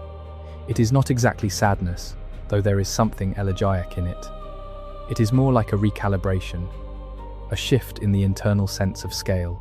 The ordinary concerns of a day, of a year, of a lifetime do not disappear, but they take their place in a longer sequence than they usually occupy in daily consciousness. Göbekli Tepe produces this recalibration more powerfully than almost any other site I can think of, because of the combination of its age and its ambiguity. The age alone would be striking, but the age combined with the fact that we cannot fully explain it, cannot fully read it, cannot know what it meant to the people who made it, creates something that age alone would not create. It creates an encounter with the genuinely unknown in a form that is also unmistakably human. The carvings on the pillars at Göbekli Tepe are the work of human hands, guided by human minds. They are the product of observation and intention and skill. They are not alien. They are not mysterious in the sense of being incomprehensible in their basic nature. They are art, made by people, for reasons that people have. But the specific reasons, the specific symbolic content, the specific experience of the sacred that they represent and embody, those things are gone. We are left with the shape of what was meant without the content, the gesture without the words, the architecture of feeling without access to the feeling itself. And this is not a problem to be solved. It is a condition to be inhabited. The gap between us and the builders of Göbekli Tepe is a real gap. It cannot be bridged by imagination, however creative and historically informed. It can only be acknowledged, and then the site can be allowed to speak in whatever language it is capable of speaking across that gap. The language of stone, of form, of the persistent evidence of a human presence that was here and that made something that endured. The word civilization comes from the Latin civitas, meaning city. By definition, civilization is what happens when people build cities. By definition, the people who built Göbekli Tepe, who lived before cities, are not civilized. This is a strange conclusion. It does not match what the site suggests about the people who made it. They clearly had, in some meaningful sense, what the word civilization is usually trying to point at. Organized social life, shared belief, aesthetic sensibility, the capacity for large-scale cooperative action toward shared goals, the investment in something that would outlast the individual life. All of these things were present at Göbekli Tepe, more than 7,000 years before the first city. The problem is the word, not the reality. The word civilization has been stretched and narrowed and politicized and contested for so long that it no longer does the work it was invented to do. What we want to point at when we say civilization is something like the full flowering of human, social, and creative capacity, the achievement of forms of life that are distinctively human in their complexity and their intention. And what Göbekli Tepe tells us is that this flowering began much earlier than the word civilization can contain. The people who built Göbekli Tepe were, by any meaningful measure, fully human. They were doing what fully human people do when they have the time and the social organization and the motivation. They were building something for the ages, something that exceeded the needs of any individual or any generation, something that was an expression of the entire scope of what human beings are capable of. The categories we use to understand the past are tools, not truths. They are useful insofar as they help us organize and interpret the evidence. When the evidence exceeds them, which it does at Göbekli Tepe, the right response is to revise the categories rather than to squeeze the evidence into shapes it does not fit. The pre-pottery Neolithic hunter-gatherers of southeastern Anatolia built something extraordinary. They did it on their own terms, with their own knowledge, in response to their own needs and beliefs and desires. They did not need our definition of civilization to do it. They did not need farming or writing or metal tools or cities. They needed each other and the limestone and the time and the drive to make something that the world would have to reckon with long after they were gone. The world is still reckoning. As you drift towards sleep, let the images settle gently. The pale limestone ridge in the morning light, the T-shaped pillars rising from the excavated enclosures, their surfaces carved with the animals of a world that was already ancient when history began. The fox caught mid-step on the stone, the vultures with their wings extended, the snakes coiling along the pillar shaft towards something that only the stone now remembers. The people who made these things were people who woke before dawn and felt the cold on their skin and went out into the landscape to find what they needed to live. They were people who knew the names of the stars, who understood the movement of the seasons through the behavior of animals and plants, who carried in their memories the accumulated knowledge of their ancestors, going back further than anyone now living can trace. They were people who loved and lost and mourned and celebrated, who told stories around fires that are long cold, who sang songs in languages that no longer exist in any living mind. And they built this. In the stone above a valley in what is now Turkey, they arranged their understanding of the world in a form that would outlast everything else they were. The individual lives are gone. The communities are gone. The language is gone. The religion, if that is the right word, is gone. But the stone remains, and the shapes cut into it, and the evidence of the intention, and the skill, and the cooperation that produced it. 12,000 years is not really a number that the mind can hold, but it is a number that the stone holds easily. Stone is patient in a way that consciousness is not. It does not need to understand the span of time it has persisted through. It simply persists. You are here, at whatever time it is, in whatever part of the world you are in, and across 12,000 years of human experience, the people who cut those shapes into that limestone are somehow also here, in the fact of what they made, in the evidence of their intelligence and their care, and their desire to make something that would endure. That desire is not alien to you. You have felt some version of it yourself.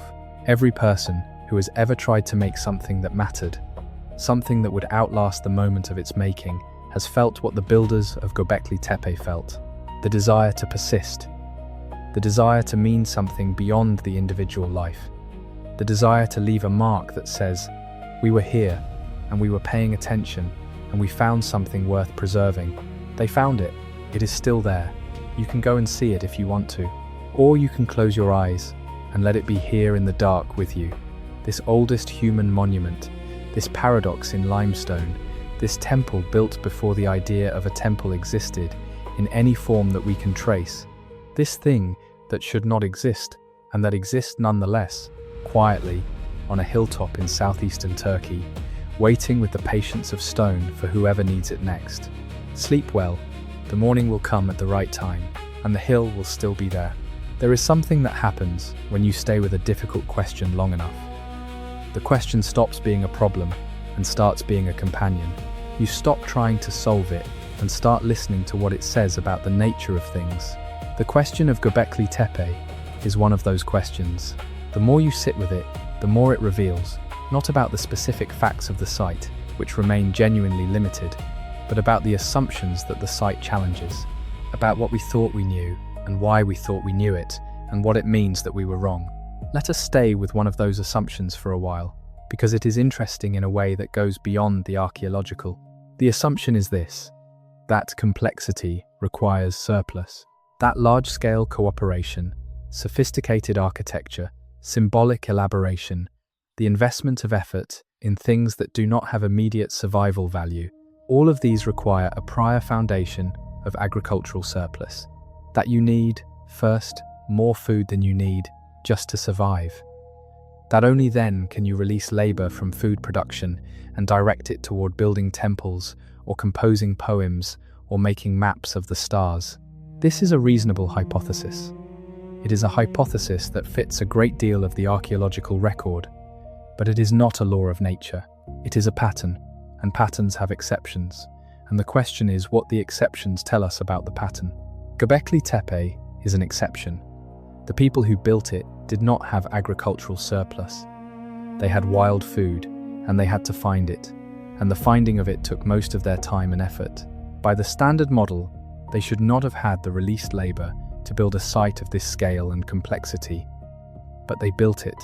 So, either the standard model is wrong in a fundamental way, or there is something about the situation of the Göbekli Tepe builders that created conditions functionally equivalent to agricultural surplus through different means. One answer that researchers have proposed: wild food in this region at this time was abundant enough to function like surplus. The landscape of southeastern Anatolia in the early Holocene was richer and more productive than the modern landscape suggests. Wild cereal grasses grew in dense stands that could be harvested with stone sickles. Wild animals were plentiful. A skilled and organized foraging community in this environment might have been able to meet its subsistence needs in less time than the standard model assumes, leaving energy and attention available for other purposes. Another answer: the gathering occasions at Göbekli Tepe were themselves the mechanism for feeding the builders. If people came together from a wide area and all brought food, the collective resources of multiple communities combined could sustain the workforce for the duration of the gathering, without any individual community having a surplus. The distributed resources of a network of mobile groups, pooled at the site, might function like the surplus of a settled agricultural society, without requiring any individual group to accumulate more than it needed. These answers are not contradictory. Both may be partly right. The point is that there are plausible ways in which the standard model can be modified to accommodate Göbekli Tepe without being entirely overthrown. The assumption that complexity requires surplus does not need to be abandoned entirely. It needs to be refined. The surplus does not have to be stored grain. It can be the collective resources of a network. It can be the exceptional productivity of a wild landscape. It can be the motivation that makes people work harder than subsistence strictly requires. What motivates people to work beyond subsistence? Meaning, status, love, obligation, fear, hope, all the complicated drivers of human effort that do not reduce to simple self-interest. The builders of Göbekli Tepe were moved by something that made the enormous effort of building this site seem worth doing. Something that made multiple communities coordinate their work and their resources across what was probably a long span of time. We do not know what that something was in its specific content, but we know it was powerful enough to produce a result that is still standing after 12,000 years. The deeper you go into the literature on Göbekli Tepe, the more you notice that there is a kind of professional modesty that characterizes the best researchers who work on the site. Not modesty about their findings or their methods, but modesty about their interpretations. A careful distinction between what the evidence supports and what the imagination supplies. A willingness to say, regularly and without embarrassment, that we do not know. This modesty is appropriate. It is the appropriate response to a site that consistently exceeds our interpretive frameworks. But it can also feel, from the outside, like a frustrating restraint. You want to know what the vultures mean. You want to know what the builders believed about what happened after death. You want to know whether the central pillars of Enclosure D represent specific deities or specific persons, or something that does not map onto either of those categories. You want to know what the ceremony was, the specific sequence of actions that took place in the enclosures, the specific words that were spoken or sung or chanted, the specific experiences that were sought and found. You cannot know. The stone has those answers somewhere in the gap between its surface and our comprehension, but the gap is 12,000 years wide, and there is no technology that bridges it. The restraint of the researchers is not caution for its own sake. It is the honest acknowledgement that the distance is real. But let us also notice what the modesty preserves. By not deciding what the site means, by holding the question open, research on Göbekli Tepe maintains the possibility that future evidence will change the picture. Sites like this one are not static. They are not fully excavated. New finds can appear at any time and reframe what was previously understood. A sealed deposit beneath one of the enclosure floors might contain organic material that yields new radiocarbon dates and changes the timeline. A new enclosure, when excavated, might contain imagery that allows some of the existing imagery to be read differently. An analysis of the chemical composition of residues in one of the large stone vessels might confirm or deny the beer hypothesis. A detailed soil chemistry study might reveal the presence of plant materials that illuminate what was grown or used at the site. The site is still telling its story. It is telling it very slowly, in the language of stone and soil, through the careful work of people who have devoted years and careers to listening. The story is not finished. It may never be finished in the sense of being complete, but it continues, and each new piece of evidence adds something to what was there before, and the picture that is slowly emerging, even if it never becomes fully clear, is more complex and more interesting than anything we imagined before the excavations began. Let us think about the children who grew up near Göbekli Tepe. Not any specific child, but the children as a category of people, because in any human community, children are where the continuity lives. A child growing up in a community that used Göbekli Tepe would have been brought to the site, probably, from an early age. The site would have been part of the landscape of childhood, a presence in the world that preceded understanding. Before the child knew what the pillars meant, the child would have known that they were important, would have seen the adult members of the community behave differently at the site than they behaved elsewhere, would have absorbed, through the wordless transmission of social behavior, the sense that this was a significant place requiring significant behavior. Later, the child would have begun to learn the specific content. Whatever the elders knew about the pillars, about the animals, about the correct way to be at the site, and what should happen there, the child would have learnt in whatever way knowledge was transmitted in this community, perhaps through formal instruction, perhaps through participation in ritual occasions, perhaps through the accumulative drift of long exposure to the stories and practices of the adults. By the time the child was an adult, the knowledge would be internalized in the way that deeply absorbed knowledge always is, not as information that can be easily extracted and enumerated, but as a way of understanding and moving through the world. The pillar with the fox on it would be known in the way that your native language is known, not through a translation process, but directly, immediately, with the certainty of something that needs no justification. And then that adult would have children of their own, and the transmission would continue. From generation to generation, the knowledge would have passed, changing slightly with each generation, as knowledge always does, as priorities shifted, and as the community's relationship to the site evolved. Some things would be remembered clearly, and some things would drift. Some elements of the original symbolic content might be lost, and new interpretations added. Over centuries, the site's meaning to the community might look quite different from its meaning when it was first built, while still maintaining a thread of connection to the original. This is how oral tradition works. It is flexible, and it is lossy, and it is the mechanism by which human knowledge has been transmitted for most of human history. Writing is a newcomer, a technology only a few thousand years old. For most of the span of human existence, everything was remembered or forgotten based on the fidelity and the fortune of oral transmission. At some point in the history of Göbekli Tepe, that transmission broke. The chain of knowledge, from builder to user to rememberer to descendant, was broken, possibly multiple times. Perhaps catastrophe. Perhaps the gradual fragmentation of the network of communities that had maintained the site. Perhaps the simply inevitable drift that occurs when a practice loses the people who understand it best and begins to be carried by those who have inherited the form without the full content. Perhaps the agricultural transition itself, which would have changed the way people organize their lives and their time, pulling them away from the old patterns that had sustained a mobile community's relationship to a fixed, sacred site. At some point, The knowledge of what Göbekli Tepe was for became the knowledge that it had been filled and that the hill above it was good for growing grain. And that was enough for the following centuries and millennia of farming over it. The monument slept under the hill it had become. The knowledge of its existence, let alone its significance, passed out of living memory, and the hill became what the landscape requires all hills to be eventually, just a hill. Until 1994, when a German archaeologist with a trained eye looked at the limestone slabs protruding through the soil and understood what he was seeing.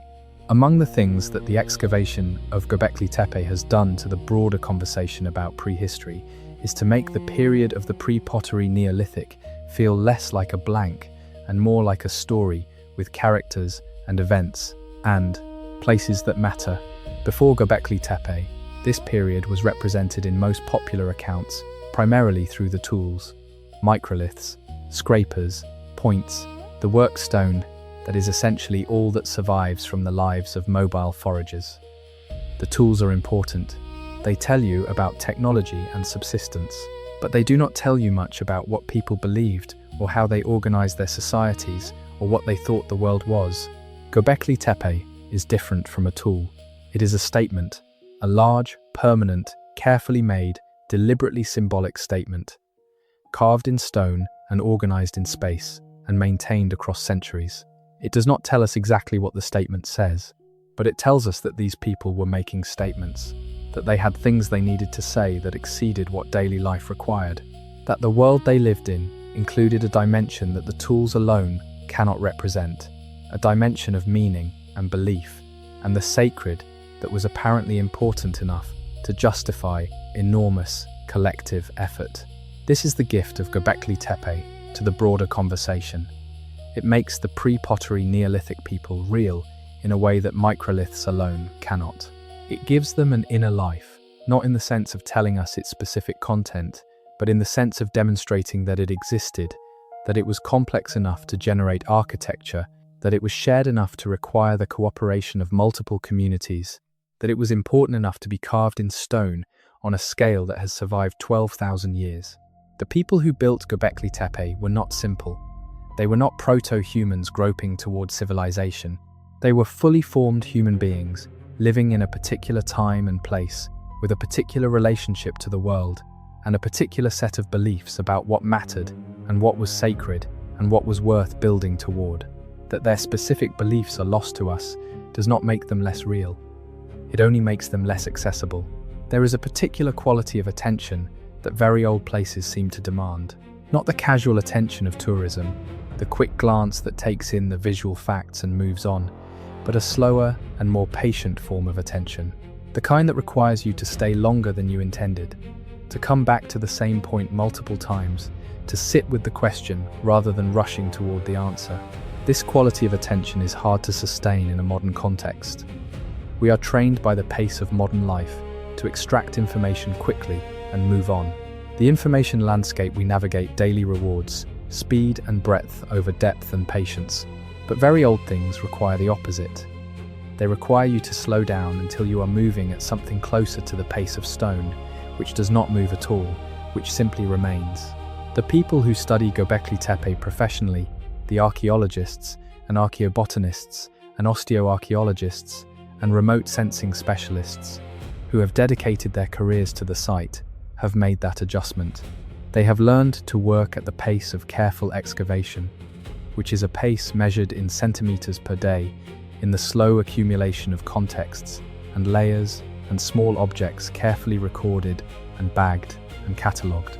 They have learned to hold their questions open for years and decades, to resist the pressure to conclude before the evidence supports conclusion. This patience has produced a body of knowledge about Göbekli Tepe that is small but reliable. Small because the site is vast and only partially excavated, and many questions cannot yet be addressed. Reliable because it is built on careful method and honest accounting of uncertainty. It is a foundation, not an edifice. But it is a solid foundation, and what is built on it in the coming decades of research will be built well. The night is deep now, and the questions have had time to settle from active thought into something more like a background hum, the kind of awareness that persists as you move towards sleep, The sense of having been in the presence of something that matters, that will still be there when you wake up, that does not require resolution before you can rest. Let the limestone hold what it has held for 12,000 years. Let the fox run along the pillar, in whatever direction foxes run in the dark. Let the vultures with their extended wings carry whatever they carry across whatever threshold they have always crossed. Let the serpent coil its way up or down the stone shaft toward whatever it is oriented toward. These images were made for the living, but they have outlasted the living by an enormous margin, and in doing so, they have become something different from what they were. They were made as part of a living system of belief and practice. They survive as artifacts, objects cut loose from their original context, floating in the long duration of stone. What they meant in their own time and what they mean now are different things, and both are real, and neither is more true than the other. In their own time, they meant whatever the builders meant by them. Something specific and shared and important enough to spend months of labor on. Something that connected the community to whatever they understood as the powers of the world. Now, they mean something different. They mean the persistence of human intention across time. They mean the evidence of intelligence and care and the desire to make something that would endure. They mean the particular silence of a lost world.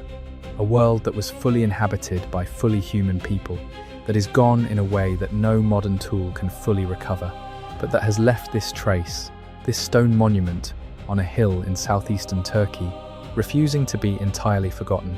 There is a detail about the construction of the T-pillars that deserves attention, because it says something specific about the knowledge and the skill of the builders. The pillar shafts are not perfectly rectangular in cross-section. They are slightly tapered, thicker at the base, and narrower toward the top. This tapering serves a structural purpose. It makes the pillars more stable by giving them a lower center of gravity. A pillar that is wider at the bottom than at the top is less likely to tip over than one of uniform cross-section.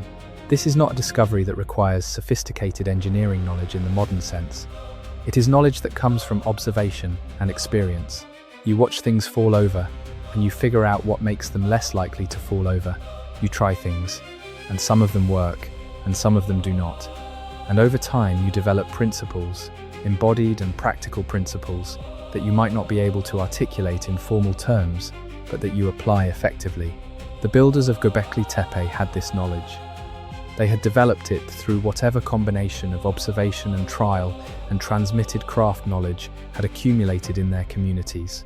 And they applied it to the construction of very large stone pillars that needed to stand without falling over for a very long time.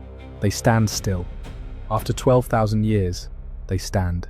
The principles of their construction were sound, and the stone was good, and the care taken in the building was sufficient to make things that outlasted not just the builders, but every generation that came after them, up to the present moment. This is a kind of knowledge that leaves a monument as its evidence. You cannot ask the builders to show you their engineering principles, but you can see those principles expressed in the survival of the structure. The structure is the argument for the knowledge. It is still standing. The knowledge it embodies was real. One of the things that changed significantly in the interpretation of Göbekli Tepe in the period after Klaus Schmidt's death in 2014 was the increase in attention to the question of the site's relationship to its surrounding landscape. Earlier interpretations, and Schmidt's own emphasis, tended to treat Göbekli Tepe primarily as an isolated monument, a special purpose site visited from surrounding areas for ritual occasions. The site itself was the focus, and the surrounding landscape was primarily the context, the terrain from which the builders came and to which they returned. More recent work has shifted this somewhat. Research has begun to map the broader distribution of pre-pottery Neolithic activity in the region more systematically, looking not just at Göbekli Tepe itself, but at the full range of sites and features in the surrounding landscape. What this work is beginning to reveal is that Göbekli Tepe was embedded in a much richer landscape of activity than the monument-centered interpretation suggested. There were other sites. There were pathways between sites. There were locations where particular activities took place, where particular resources were exploited, where people came together at particular seasons. The landscape of the pre-pottery Neolithic in this region was a humanized landscape, shaped by human activity and organized according to human purposes, even though it contained no permanent settlements in the conventional sense. Göbekli Tepe was the most elaborate and most permanent node in this landscape network, but it was a node in a network rather than an isolated phenomenon. Understanding it requires understanding the network, and understanding the network requires surveying and analyzing a much larger area than the hilltop itself. This work is ongoing. It is slower and less dramatic than the excavation of the monument itself, because most of what is being found is less spectacular than T-shaped pillars, flint scatters, animal bones in field contexts, small concentrations of worked stone, the mundane debris of daily life, distributed across a landscape that looks, from the surface, like relatively undisturbed natural terrain. But the mundane debris tells a story about how people actually lived, where they went, what they did day to day, that the monument alone cannot tell. The monument was the extraordinary part, but the people who made it lived ordinary lives between their extraordinary occasions, and the traces of those ordinary lives are in the landscape, waiting to be found. In the broader context of human prehistory, the period represented by Göbekli Tepe sits at a particular inflection point. Not the beginning of human symbolic thought or artistic expression, which are much older, not the beginning of social complexity or cooperative behavior, which are also much older, but a specific intensification of those capacities, a moment when they were expressed in a new form, on a new scale, in a new medium, with new levels of permanence and deliberateness. Why this moment? Why did the intensification happen here, in southeastern Anatolia, around this specific period? Part of the answer is almost certainly climate. The end of the Younger Dryas and the onset of the warmer, wetter conditions of the early Holocene made the landscape more productive and made large gatherings of people in one place more sustainable. Part of the answer is probably population. As human populations in the region grew, the social networks that maintained mobile communities became larger and more complex, creating both greater opportunities for large-scale cooperation and greater needs for mechanisms that could coordinate that cooperation. Part of the answer may be the particular quality of the landscape itself. Southeastern Anatolia is a landscape of dramatic geological contrasts, limestone plateaus and deep river valleys, wide plains and sudden escarpments. It is a landscape that creates natural gathering places and natural routes of movement that offers both the resources of the plain and the resources of the upland in close proximity. It is a landscape that seems to invite the kind of seasonal movement and periodic gathering that would have characterized the communities of this period. And part of the answer may be something more specific and less reducible to general factors. The particular constellation of community and knowledge and motivation that led to the decision to build at Göbekli Tepe, that led to the first enclosures and the first pillars and the first carvings, may reflect something we cannot recover in general terms. The specific historical circumstances of specific communities at a specific moment, including the decisions made by specific individuals whose identities and thoughts and words are entirely lost to us. History is partly the result of large impersonal forces, of climate and ecology and demography, and the slow drift of cultural change. And it is partly the result of specific choices made by specific people in specific moments that could have gone differently, and that the impersonal forces do not fully determine. Göbekli Tepe is the result of both. The conditions were ripe, and then somebody made a decision. Somebody decided to cut the first stone, to set the first pillar in the ground, to begin something that could not be finished in a single lifetime. We do not know who that person was. We do not know what drove them, but whoever they were, the decision they made has lasted 12,000 years.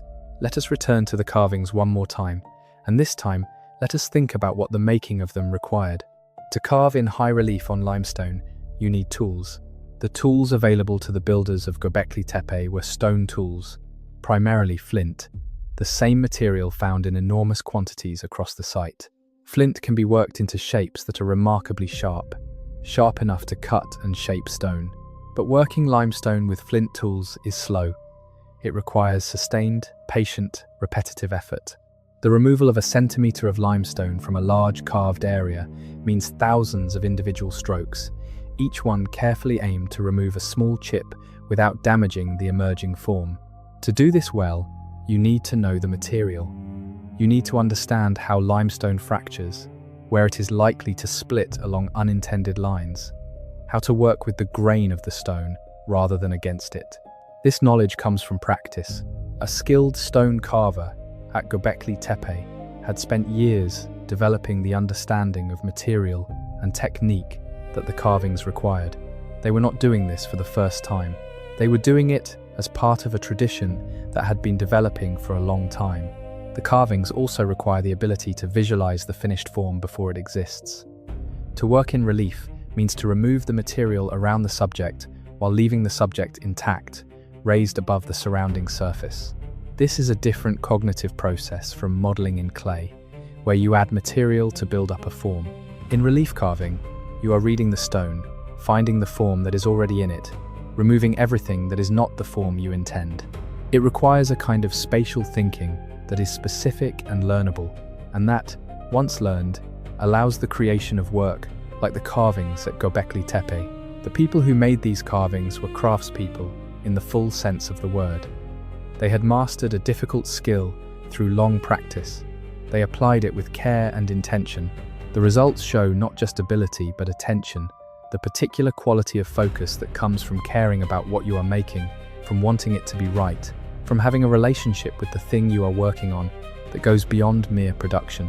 The fox on the pillar was made by someone who cared about making it right. You can feel that care in the work. The evidence of attention is carved into the stone as clearly as the image itself. As the night moves deeper, let us follow one more thread through the darkness. The thread is this: what did the people who came to Göbekli Tepe go back to? They came from somewhere. After the gathering, after whatever happened at the site, during whatever period they spent there, they went back to wherever they had come from, back to smaller groups, to daily life, to the particular territory and the particular routines that sustained them between gatherings. What did they carry with them when they left? At the most practical level, they carried information. The network, maintained by the site's gatherings, was an information network.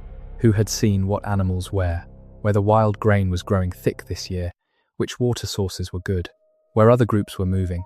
This kind of practical information, distributed across a network of mobile communities, made everyone more resilient. It reduced the risk of finding yourself in a territory that had been overhunted or that was in the grip of a drought. It expanded the effective range of any individual community's knowledge beyond what they could observe directly. At a less practical level, they carried the experience of the gathering itself, the memory of the site, of the pillars and the carvings, of the other people and the shared activities, the sense of being part of something larger than the immediate community, the reinvigoration of shared identity, the confirmation that they belonged to a network of people who understood the world in the same way, who shared the same beliefs and practices, who would be encountered again at the next gathering. And at the deepest level, they carried whatever had happened to them at the site, whatever the experience of being in the enclosures with the carved pillars had produced in them. Whether that was a sense of contact with the sacred, an altered state induced by ritual practice, a profound feeling of community and belonging, a renewed relationship with the powers of the world. As they understood those powers, we do not know. But something happened there, or people would not have kept coming back, would not have kept investing the effort to maintain and add to the site across centuries. People do not sustain enormous collective effort for nothing. The reward need not be material. It need not be tangible in any conventional sense. But it must be real in some way that the people who experience it recognize as worth what it costs. The fact that the site was built and maintained and used across a very long period is evidence that the reward was real, whatever it was. Evidence that going to Göbekli Tepe was worth it, that coming back was worth it, that the work of building and the work of traveling and the work of participating in whatever happened there was worth the cost. The specific nature of the reward is lost, but its reality is written in the stone. We are very far into the night now, and the story that Göbekli Tepe tells has many more threads than we can follow in a single sitting. The story of the excavation itself, with its decades of careful work and its cast of dedicated researchers. The story of how the site has been represented in popular culture, from responsible journalism to spectacular overclaiming. The story of the politics and logistics of managing a major heritage site in a region of complex history and significant contemporary pressures. The story of what comparable sites elsewhere in the world, sites that are just beginning to be understood, might add to the picture. All of these are real threads. All of them could be followed. But the night has its own logic and its own rhythm, and the body that is listening to these words has its own needs. And the most important thing now is not to follow every thread, but to let the central image settle. The central image is a hilltop, pale limestone in a landscape that was once richer and wetter than it is now. Carved pillars standing in enclosures, their animal reliefs catching the light differently at different hours. People moving around and between the enclosures, doing things we cannot fully reconstruct, but that clearly mattered to them. The surrounding landscape, hills and valleys, and the distant glitter of rivers extending in all directions under a sky that was, in those days before electric light, a presence of extraordinary richness and complexity at night. The people standing in those enclosures 12,000 years ago would have had access to a night sky that almost no one alive today has experienced. A sky without any human light pollution whatsoever. A sky in which the Milky Way was not a faint smear but a dense and brilliant river of stars, in which individual stars were named and known and tracked, in which the movements of the planets were noticed and recorded in whatever medium human memory and oral tradition could provide. That sky was their ceiling.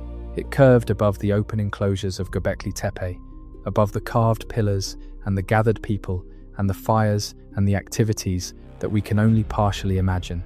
And the stars turned overhead, as they always have, marking the hours and the seasons, orienting the builders and users of the site in time and space, connecting the human world below to the vast and moving sky above. You are somewhere under that same sky right now. It may be clouded. The light around you may be overwhelming the stars, but the sky is there, and the same stars that curved above Göbekli Tepe 12,000 years ago are curving above you tonight, a little further along in the long cycle of their apparent rotation, marking a different hour in the same endlessly turning night. That continuity is real. The sky connects you, backward through time, to every human being who has ever looked up at it with attention and wonder. The builders of Göbekli Tepe looked up at this same sky. They felt, presumably, something of what you feel when you really look at the night sky, the particular vertigo of scale, the sense of being small, and also somehow part of something very large. They tried to make something that would hold that feeling in stone, that would persist as a reference point, a place where that feeling could be reliably accessed by anyone who came there and looked up. The stone is still there. The sky is still there. The feeling is still available to anyone who goes to the right hilltop and looks up on a clear night in southeastern Turkey. The excavation director who succeeded Klaus Schmidt at Göbekli Tepe after his death is Lee Clare, a British-Irish archaeologist with a background in geoarchaeology and landscape analysis. Clare has continued the excavation while also expanding the scope of the research program, bringing in specialists in a wider range of disciplines and extending the investigation into the broader landscape around the site. One of the directions Clare has pursued is a more detailed understanding of what happened at the very end of the site's active use, the period when the enclosures were being deliberately filled and the site was being closed. This is a period that had been relatively understudied compared to the earlier phases of construction, partly because the fill itself was initially seen primarily as the overburden to be removed to reach the good stuff below. But the fill is itself informative. The material contained within it, the specific mix of artifacts and animal bones and plant remains and other objects, tells a story about the activities that accompanied the burial, whether those activities were purely practical or involved specific ritual procedures, whether the filling was done rapidly or slowly, whether specific objects were placed in specific locations within the fill as part of the process, rather than simply being present because they were part of the accumulated debris of the site's use. This is painstaking work. The fill of a single enclosure represents an enormous volume of material and the slow, careful excavation of it, with attention to the precise location and context of everything found, takes years. But it is yielding information about a process that was important to the people who did it: the closing of the site, the sealing of the enclosures, the burial of the pillars, the transformation of the working, sacred space into the sleeping hill. Whatever they were doing when they filled it, they did it carefully. The fill is organized in ways that suggest it was not simply dumped. Layers of different materials alternate. Objects are sometimes concentrated in specific areas. The impression is of a deliberate procedure, not a careless one. The people who closed Göbekli Tepe paid attention to the closing, which suggests that the closing mattered to them, which suggests that the site retained significance for them, even at the moment of its termination. One of the stranger aspects of Göbekli Tepe's reception in popular culture has been its tendency to attract not just enthusiastic interest, but intense projection. The site becomes whatever people most need it to be.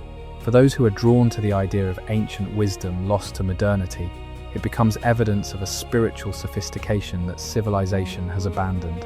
For those who are drawn to the idea of extraterrestrial contact, it becomes evidence of technology beyond human capability, even though there is nothing at the site that requires any explanation beyond human ingenuity. For those who are drawn to catastrophist history, it becomes the memorial of a civilization destroyed by cosmic impact. For those who are drawn to the idea of matriarchal prehistory, it becomes evidence of a female-centered religion lost to later patriarchy. All of these projections tell you more about the projectors than about the site. That is not a criticism of the people who project. Projection onto ambiguous objects is a normal human cognitive process. We have a tendency to find in ambiguous things what we are looking for, and the more ambiguous the thing, the more freely the projection can operate. Göbekli Tepe is extraordinarily ambiguous in its specific content, which makes it an ideal surface for projection. What the site actually tells us, which is genuinely interesting without any embellishment, is that human beings 12,000 years ago were capable of organizing large-scale cooperative effort, of creating sophisticated symbolic systems expressed in durable, material form, of building structures of significant architectural complexity, and of doing all of this in a pre-agricultural context that our earlier models said should not have been capable of producing any of it. That is enough. That is genuinely remarkable. That changes how we understand human history in ways that matter. You do not need to add lost civilizations, or ancient aliens, or catastrophic cosmic events. The actual human story at Göbekli Tepe is more interesting than any of the elaborations, because it is true, because it tells us something real about what human beings are and what human beings have always been capable of. The elaborations, when they are honest and clearly labeled as speculation, can be fun. They can open imaginative possibilities that rigorous archaeology cannot, but they are not the story. The story is the stone, and the people who cut it, and the questions that the stone still cannot answer. Let us sit for a moment with one specific image from the site, because sometimes a single specific thing is more carrying than a long discussion of context. The image is the belt on the central pillar of enclosure D. On the shaft of one of the two central pillars of this enclosure, at roughly the level where a human waist would be if the pillar were a person, there is a carved representation of what appears to be a belt or a loincloth. The carving shows a horizontal band around the shaft, with a buckle or clasp at the front, and two vertical bands descending from the front of the horizontal band, suggesting a garment or an ornament hanging from the belt. The carving is detailed enough that the object being represented can be clearly identified as a manufactured item, a piece of clothing or decoration, not a natural feature of the animal or deity or being that the pillar represents. The belt implies a wearer. A being who wears a belt and a garment is a being who is, in some important sense, dressed like a person. Not an animal, not an abstract force. A person, or something person-like, something that can be imagined wearing the kinds of things that people wear. And yet the pillar is not a human figure in any straightforward sense. It is a T-shape, an abstraction, a geometric form that refers to a human presence without representing one directly. The belt is one of the few elements on the pillar that are explicitly personal, explicitly clothing, explicitly human adjacent, in a direct way. What does it mean that whoever built this pillar, whoever designed the imagery on it, chose to put a belt on an otherwise abstract T-shaped standing stone? It might mean that the being the pillar represents is understood to be clothed, to have a body that can be dressed, to exist in a form that is culturally significant in the way that clothing is culturally significant. If the pillar represents a deity, or an ancestor, or a power, dressing it is a way of including it in the human social world, of asserting a relationship between the human community and the being represented that is not just vertical, not just awe and submission, but also lateral, also characterized by the kinds of things that exist between persons: clothing, adornment, the shared language of material culture, or it might mean something else entirely that we cannot access from here. But the belt is there. Someone put it there. Someone thought it mattered enough to spend the time carving it carefully into the stone, to include it in the image of a being that towers over everyone who walks into the enclosure. Someone believed that the belt was part of the truth of what this pillar was. That is the detail that stays with you. Not the grand fact of the monument, not the extraordinary dates, but the belt, the small carved ornament on the stone giant, the evidence that whoever made this understood the being it represented as a being who could be dressed, who could be given the things that people give each other when they want to say, "You belong here, you are part of this, you are one of us in some important way." As we move toward the end of this night's journey, let me offer one more thought about what it means to think about Göbekli Tepe, not in an academic or archaeological sense, but in the intimate sense of what it does to you personally when you really let it in. The site is a reminder that the span of human existence on this planet is enormously longer than any story we have ever told about it in writing. Writing is only about 5,000 years old. The period of human history that writing documents is a small fraction of the total duration of human life on Earth. The overwhelming majority of everything that has ever happened to human beings happened before anyone could write it down. That is not a loss in the sense of tragedy. It is simply a fact about the nature of things. The past is mostly gone. It always was. The small fraction that survives, in bone and stone and organic material, and the traces of activity in soil, is what we have to work with. And from that small fraction, the archaeology and the ancient DNA studies and the isotope analyses and the remote sensing surveys are slowly building a picture of the deep past that is more complex and more detailed than anything that existed 50 years ago. Göbekli Tepe is part of that picture. It is a privileged part because of its scale and its preservation and the clarity with which it demonstrates human activity of a specific kind. But it is one node in an enormous network of sites and materials and evidence that extends across the entire span of human existence. The picture it contributes to is still being assembled.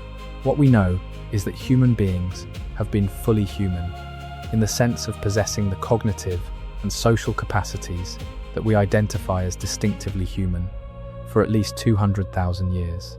For most of that time, the evidence of their inner lives is indirect and fragmentary. Göbekli Tepe is one of the places where the inner life becomes somewhat less indirect, where the symbolic and the social and the architectural converge in a way that makes it impossible to deny that we are dealing with people who had a rich and complex relationship with the world and with each other and with whatever they understood as the sacred.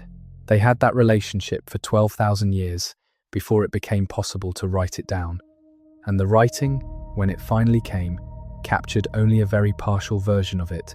The full richness of what it was to be human in the pre-literate world, the specific texture of the belief systems and the oral traditions and the emotional lives of the people who moved through those long millennia is accessible to us only in the most fragmentary way.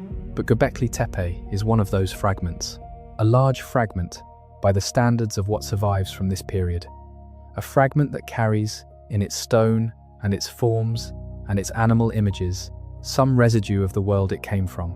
Not enough to reconstruct that world, enough to know that it was there, that it was real, that it was inhabited by people who were paying attention and who cared about what they paid attention to. That is something. That is, actually, quite a lot. 12,000 years of silence, and then this. carved stone, shaped by human hands, still holding the shapes that those hands gave it. Still here, still waiting to be seen. The body is ready for sleep now. You can feel it in the weight of the limbs, in the way the breath has slowed, in the particular quality of attention that comes at the edge of dreaming, when the images become their own thing, when the boundary between what you are hearing and what your mind is making from what you hear begins to soften. Let it soften. Let the limestone hilltop remain in the distance, a pale shape against a very old sky. Let the carved animals go on doing whatever it is that carved animals do in the dark, which is probably nothing that requires your attention. Let the questions go. They will still be there tomorrow.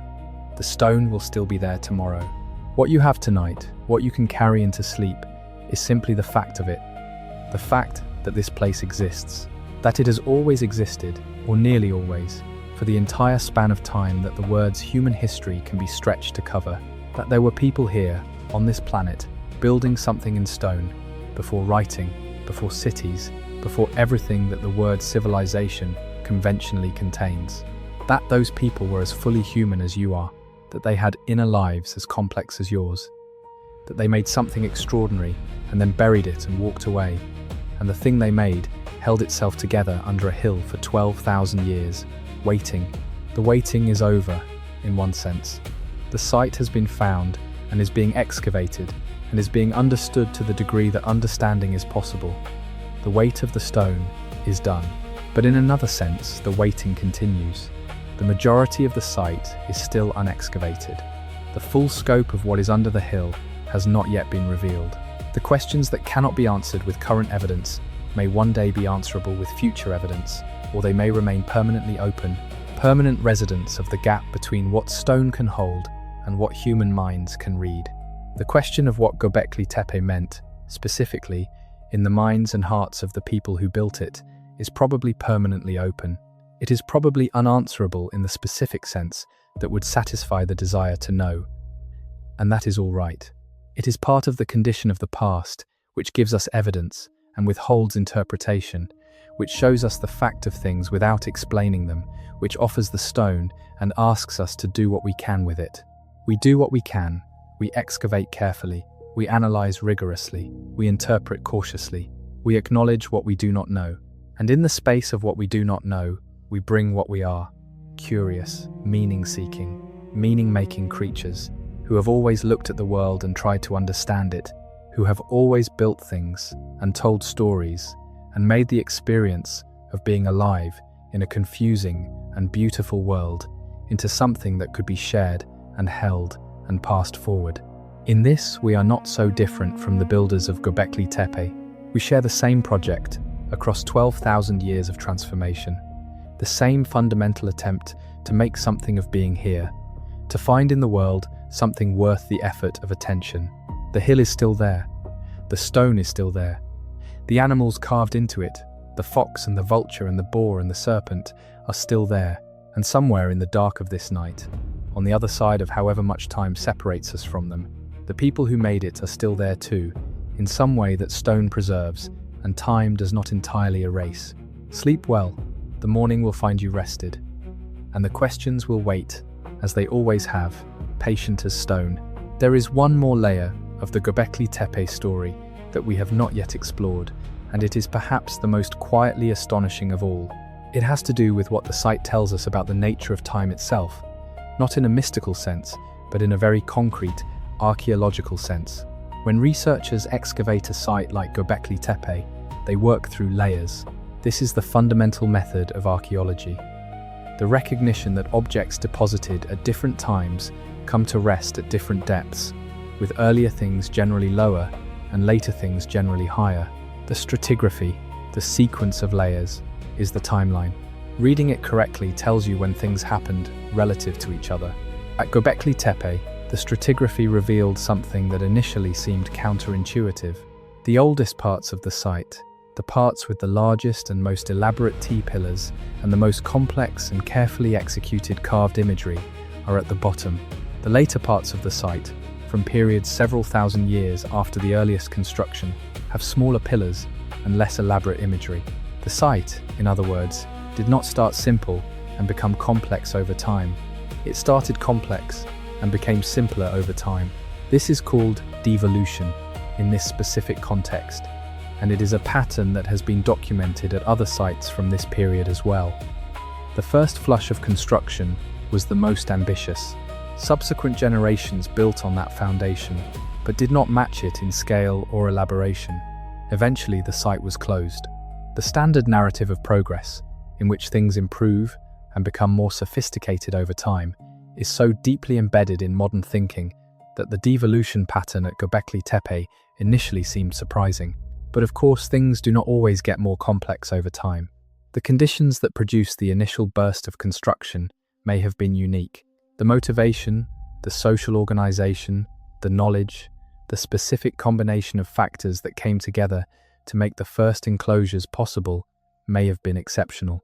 Later generations, working in changed circumstances, may have found it impossible to fully replicate what their predecessors had done. This is actually a familiar pattern in human history. The Parthenon in Athens was not improved upon by subsequent Athenian architecture.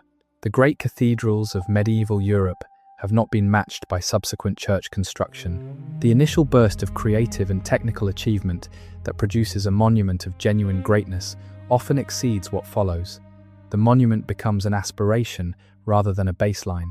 Later, builders work in its shadow, making good work but not the same work. At Göbekli Tepe, the devolution pattern suggests that the initial builders were operating at a level of social and organizational capacity that could not be sustained indefinitely, whether because the specific conditions that made it possible changed, or because the specific individuals whose vision and authority drove the project were gone and not replaced in kind, or because the demands of maintaining the existing site absorbed the resources that might otherwise have gone toward expansion and elaboration. The site became less rather than more over time, and then it was closed. And then the hill swallowed it, and then 12,000 years passed. The closing of Göbekli Tepe, which we have discussed in terms of its deliberateness and its thoroughness, has one additional dimension worth considering: its completeness. When the site was filled, it was filled in a way that left virtually no surface trace. The T-pillars, some of them nearly 6 meters tall, were completely covered. The enclosures were filled to the surface. The ridge returned to being, from all appearances, simply a ridge. Not a sealed monument, not a marked location, not a place where any surface feature pointed to what lay beneath. Just a hill in the limestone plateau of southeastern Anatolia, suitable for farming and grazing, which is what it became. The completeness of the concealment has two implications. One is practical. It is why the site survived intact. A partially buried site with exposed stone is a target for looters and quarriers and builders seeking ready-cut material. A fully buried site with no surface indication of what it contains is invisible to all these threats. The complete burial was, whatever else it was, an extremely effective act of preservation. The second implication is more philosophical. If the site was buried completely, with no surface marker, no standing stone, no feature that pointed to what lay beneath, then the people who buried it expected, or intended, or accepted that it would not be found. They were not sealing it for future discovery. They were not leaving it for some future generation who would understand what it was. They were putting it away, closing it, ending its story in the only way they knew how to end it. The site was not a message to the future. It was a completion of the past. Whatever it had been, they were done with it, and they were careful and thorough in being done with it. The burial was an ending, not a preservation. The ending did not take. 12,000 years later, a German archaeologist with a trained eye looked at some limestone slabs and understood that they were not what they appeared to be, and the ending became something else. The story that had been considered complete turned out to have a final chapter that nobody, least of all the people who did the closing, could have imagined. The history of Göbekli Tepe is, in this sense, the history of an accident of survival that became the most significant archaeological discovery of the late 20th century. The people who built it did not intend it to be found. The people who buried it thought they were putting it away permanently, and the hill that received it kept the secret for longer than the mind can comfortably hold, and then surrendered it to the particular combination of method and attention and accident. That is how almost all major archaeological discoveries happen. Let us follow one more thread before we let the night fully take over. It is the thread of what this means, or might mean, for how we understand ourselves. We are a species with a very long history and a very short memory. Writing extends our memory back about 5,000 years in any reliable detail, and less than that in most cases. Before writing, we have only the archaeological record and the ancient DNA record and the occasional preserved wooden or organic artifact, and these records, while increasingly rich and detailed, are still shadows of the full reality they represent. The effect of this short memory is that we tend to understand ourselves primarily in terms of the period for which we have written records. We think of human history as beginning, effectively, with Sumer or Egypt or the Indus Valley civilization, or whichever early literate culture is closest to our own tradition. We think of everything before that as a long prologue, a vague primordial period from which civilization eventually emerged, like a figure stepping out of fog. Göbekli Tepe is one of several discoveries of recent decades that make this picture untenable. The prologue was not vague. It was not primordial in the sense of being formless or primitive.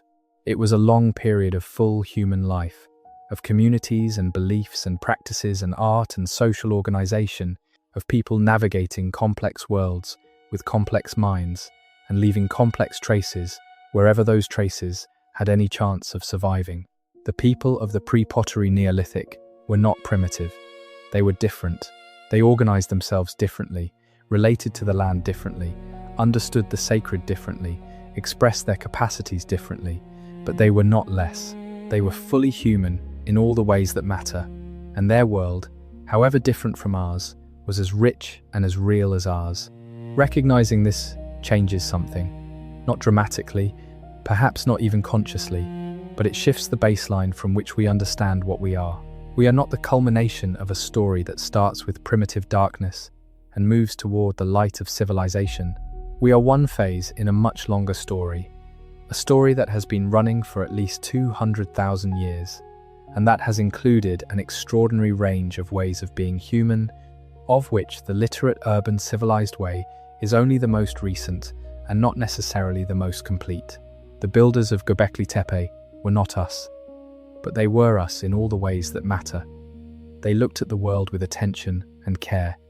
They found in it things worth preserving. They organized themselves and cooperated and built something that exceeded what any of them alone could have built. They made meaning in a world that does not come with meaning already installed, the same project that every human being in every period has engaged in, often without recognizing it as the project that it is. In the stone on the hilltop in southeastern Turkey, 12,000 years old, still holding the shapes that human hands gave it, that project is visible, not its specific content, which is lost, but its fact, its reality, the evidence that it happened, that it mattered, that the drive to make meaning and to make it permanent is deep enough in human nature to have produced this, before cities, before writing, before everything that we conventionally mean when we say civilization. That drive is still in you. It is in the way you respond to beauty, in the way you care about things that have no immediate survival value, in the way you want the things you love to last, in the way you are here, at this hour, listening to a story about a stone monument built before the memory of any living thing could reach. The builders of Göbekli Tepe would recognize you. Not your language, not your technology, not the world you move through, but the quality of attention you are bringing to this night. The willingness to sit with a question that has no clean answer. The openness to wonder that has kept you here this long. That they would know, that is the old thing. That is the thing that was there before everything else. The sound of the wind across a limestone plateau is a particular sound. Not the sound of wind through trees, which is soft and various. Not the sound of wind across water, which has its own rhythm and its own weight. The sound of wind across exposed limestone is drier, cleaner, slightly more hollow. It moves across the stone, and the stone does not respond to it the way that living things do. The stone simply accepts the wind and lets it pass, and remains exactly as it was. The wind has been moving across Göbekli Tepe for 12,000 years. Not the same wind, of course, but the wind as a phenomenon, the movement of air across the landscape, has been constant. Through all the years of construction and use, through the long period of burial, through the centuries of farming on the hill above, through the decades of excavation, the wind has moved across the limestone of that ridge, and the stone has accepted it and let it pass. There is something restful about that continuity. The constancy of the physical world, the persistence of stone and wind, and the movement of the sun across the sky, over spans of time that human concerns cannot fully occupy. The monument is embedded in that physical continuity, surrounded by it, held by it. The carved animals on the pillars have been rained on and dried and rained again for 12,000 years, though for most of that time they were protected by the fill above them. The limestone itself is much older than the carvings, older by millions of years, formed in the deep ocean before this region was even dry land. The human moment at Göbekli Tepe, the 12,000 years of its existence as a human-made thing, is itself embedded in a much larger natural history. The rock was there before the carvers. The ridge was there before the builders. The wind was there before the first person climbed the hill and looked out over the surrounding landscape and thought, this is the place. This is where it should be. And when the last researcher has finished, and the last visitor has walked away, and the site is closed for the night, and the lights are off, and the protective shelter is dark, the wind is still there, moving across the limestone, and the stone accepts it and lets it pass, and the carved fox runs silently along the pillar in the dark, running toward whatever it was always running toward, which the stone will never say and the wind will never stop asking, good night.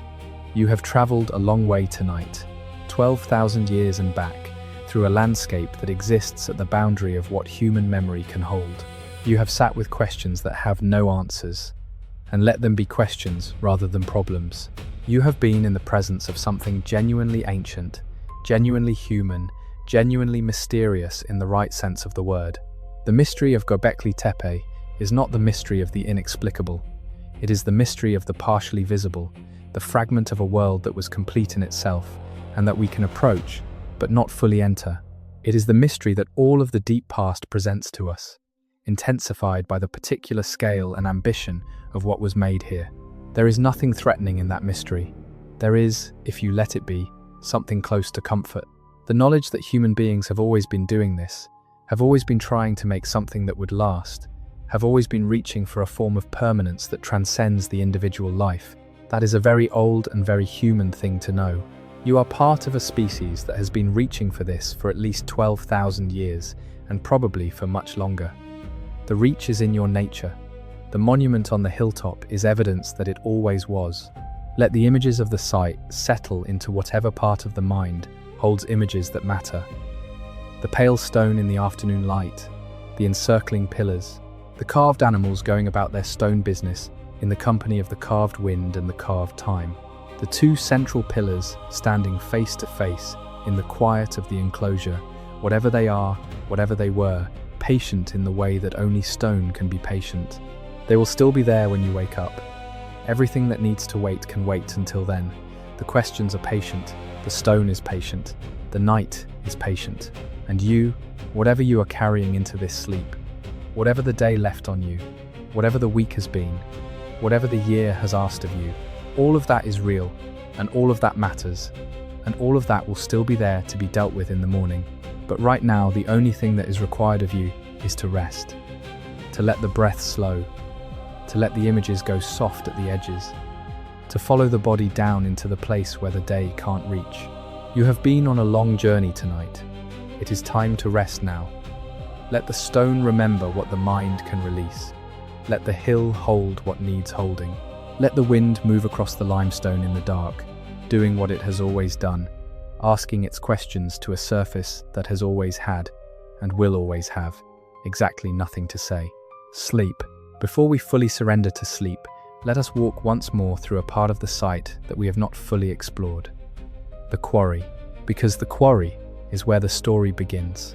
Before the pillars stood in their enclosures, before the carvings were made, before any gathering happened at any sacred site, someone had to cut stone from the bedrock of the ridge. The quarry is where the intention first met the material, where the idea that a pillar should exist became the physical act of making a pillar exist. The quarry area at Göbekli Tepe is located on the same ridge as the enclosures, to the south of the main excavation area. It is visible as a series of depressions and channels cut into the bedrock, the negative space left by the removal of the stone that became the pillars. The cuts are not ragged or confused. They are deliberate and organized, showing a clear understanding of how to work the limestone efficiently, how to exploit natural fracture planes in the rock, how to release large blocks without wasting material. In the quarry, there are 3 partially finished pillars that were never removed. They lie in the rock, still partly attached to the bedrock around them, cut on all sides but never fully freed, never moved to wherever they were going to be placed. They are, in the language of archaeology, in situ, still in the location where they were being made when the work stopped. The largest of these unfinished pillars is approximately 7 meters long, which would have made it one of the largest pillars at the site.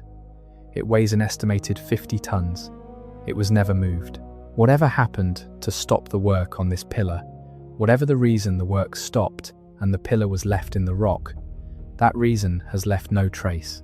The pillar simply lies there, the evidence of an intention that was never completed, a labor that was begun and not finished.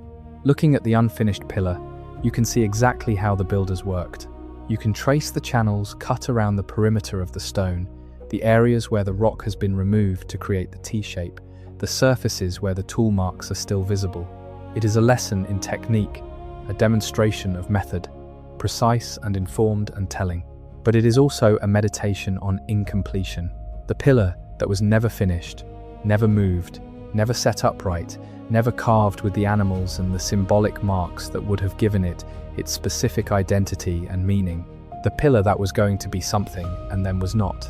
The intention frozen mid-execution. In the long span of time since the work stopped, the unfinished pillar has been covered and uncovered and examined and puzzled over. It has been rained on and dried and rained on again. It has been photographed and measured and described in papers and presented in documentaries and seen by hundreds of thousands of visitors. It has become, in its incompletion, one of the most informative objects at the site because it shows what completion looks like by showing what completion was withheld from. The finished pillars in the enclosures are complete in themselves. Their incompleteness is the incompleteness of interpretation, the things we cannot read in them. But the unfinished pillar in the quarry is incomplete in a more immediate sense. It was supposed to be something else and is not. It is the plan and not the result, the beginning and not the end. Sometimes, the beginnings that were never completed tell you more about the intention than the completions do.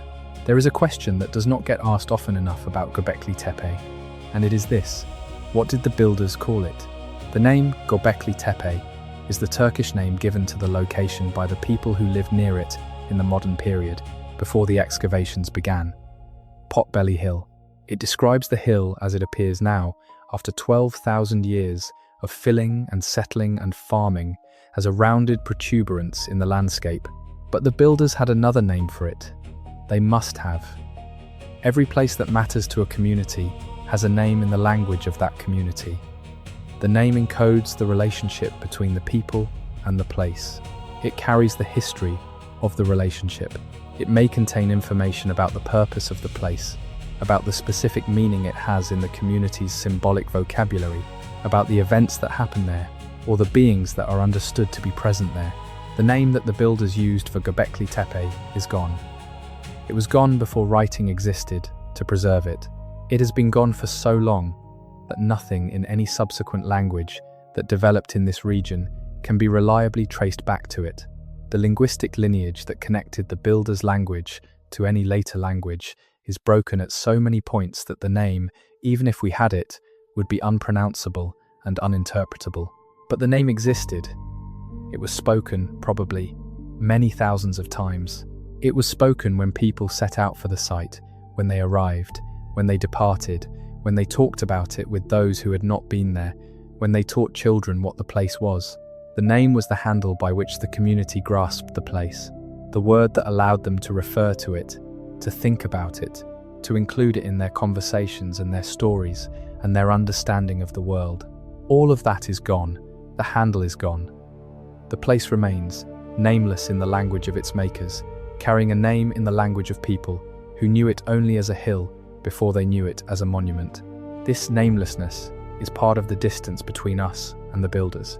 It is one of the many ways in which the site is simultaneously close, a human creation, unmistakably familiar in its evidence of intelligence and intention, and impossibly far from a world we cannot enter, in a language we cannot hear, made for purposes we cannot directly read. There is something that happens in a person who spends a lot of time thinking about Göbekli Tepe, or about any of the great mysteries of the deep human past. It is not exactly resolution, it is more like accommodation. The initial discomfort of not knowing, the frustration of questions that refuse to be answered, gradually transforms into something more comfortable, a familiarity with the not knowing, a settled ability to sit with the question without needing to resolve it. This accommodation is itself instructive. It is the accommodation that every honest intellectual discipline requires. The recognition that the world is larger and more complex than any model of it, that any understanding is partial, that the most interesting things are always at the edge of what is currently understood, rather than at the well-mapped center. Göbekli Tepe sits at a very productive edge. It sits at the edge of the known period of human symbolic and architectural achievement, and it demonstrates that the known period does not begin where we thought it began. It sits at the edge of our understanding of what social complexity requires, and it demonstrates that the requirements are more flexible than we assumed. It sits at the edge of what stone can tell us about the people who worked it, and it demonstrates that stone, for all its reticence, can tell us quite a lot. The edge is not a comfortable place, but it is where the interesting things live. The archaeologists who excavate Göbekli Tepe work at the edge every day. They come in the morning to a site that has already yielded extraordinary findings, and that continues to yield more. They bring their questions to the stone, and the stone gives them what it can, and what it gives them opens new questions rather than closing old ones. This is the normal condition of scientific inquiry at its most productive. The answers generate more questions. The picture grows more detailed and more complex simultaneously. Understanding increases, and with it, the appreciation of how much remains to be understood. This is the right relationship to the past.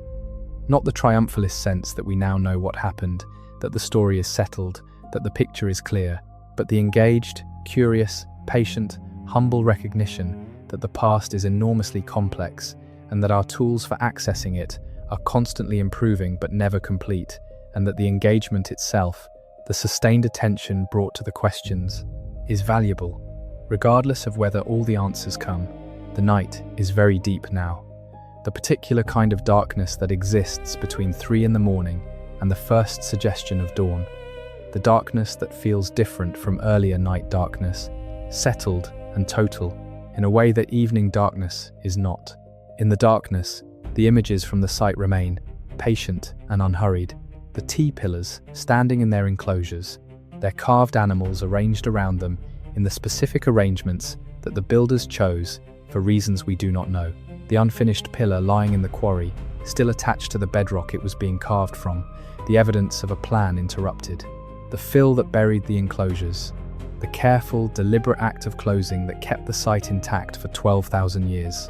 And around all of it, the wider landscape of the pre-pottery Neolithic, the mobile communities moving through the limestone hills and valleys, the wild animals whose bones tell us what was eaten, and the wild plants whose carbonized seeds tell us what was gathered, the flint tools whose distribution across the landscape tells us where people went and what they did there, the network of relationships that connected communities across a wide area, maintained in part by the gatherings at the site, sustained by the shared knowledge and the shared identity that the gatherings produced. All of it gone, in the sense that none of it is directly accessible to the living. All of it present, in the sense that the evidence of it is in the ground, and in the stone, and in the bones, and in the preserved plant material, waiting for the right question asked with the right method to yield a little more of what it knows. The past is patient. It has learnt patience across an enormous span of time. It will wait as long as it needs to wait. It has already waited 12,000 years. You do not need to wait. You are here, at this hour, having spent this night in the company of something that has been waiting much longer than you have been alive. Whatever you came with into this night, whatever the day put on you, whatever was heavy before you settled in to listen, the stone has held heavier things. The hill has absorbed more time than any human mind can comfortably hold. You are allowed to rest now. You are allowed to let the questions sleep alongside you, to stop asking them for the duration of the darkness, to trust that whatever is worth knowing will still be worth knowing in the morning, and that the night has a purpose that is different from the day's purpose, and that purpose is simple, and it is rest. Let the fox run on the limestone in the dark. Let the vultures extend their stone wings above whatever threshold they have always watched. Let the snake coil its way up or down the pillar shaft toward whatever it has always been oriented toward, in the direction that only the stone knows. And let the darkness hold you the same way the hill held the monument, completely and patiently and without judgment, for as long as you need. There is a last thing, and it is a small thing, which is why it is last rather than first. In the floor of one of the enclosures at Göbekli Tepe, researchers found a series of cup-shaped depressions, small rounded hollows cut into the stone floor surface, evenly spaced and clearly intentional. They are not particularly dramatic, they are not large, they do not draw the eye the way the carved pillars do, but they are there, these small intentional depressions in the floor, and they invite a question that cannot be answered, but that is worth sitting with. What was put in them? Offerings, seeds, water, small stones, tokens of some kind whose nature we cannot recover, something that was placed and later removed, leaving only the depression that received it. Or were they themselves the point? The shape of the hollow, the act of cutting it into the floor, the specific location of each depression in relation to the other features of the enclosure, was all of that the purpose? A carved hollow that holds nothing, that is simply the mark of an intention, a human gesture in stone? We do not know.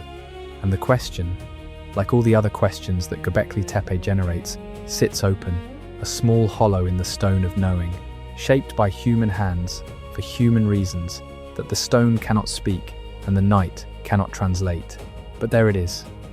Someone cut those depressions. Someone thought they should be there. Someone used a stone tool and deliberately removed material from the floor of the enclosure, again and again, until each hollow was the right size and the right depth, and then moved to the next, and made it the same, and then moved to the next.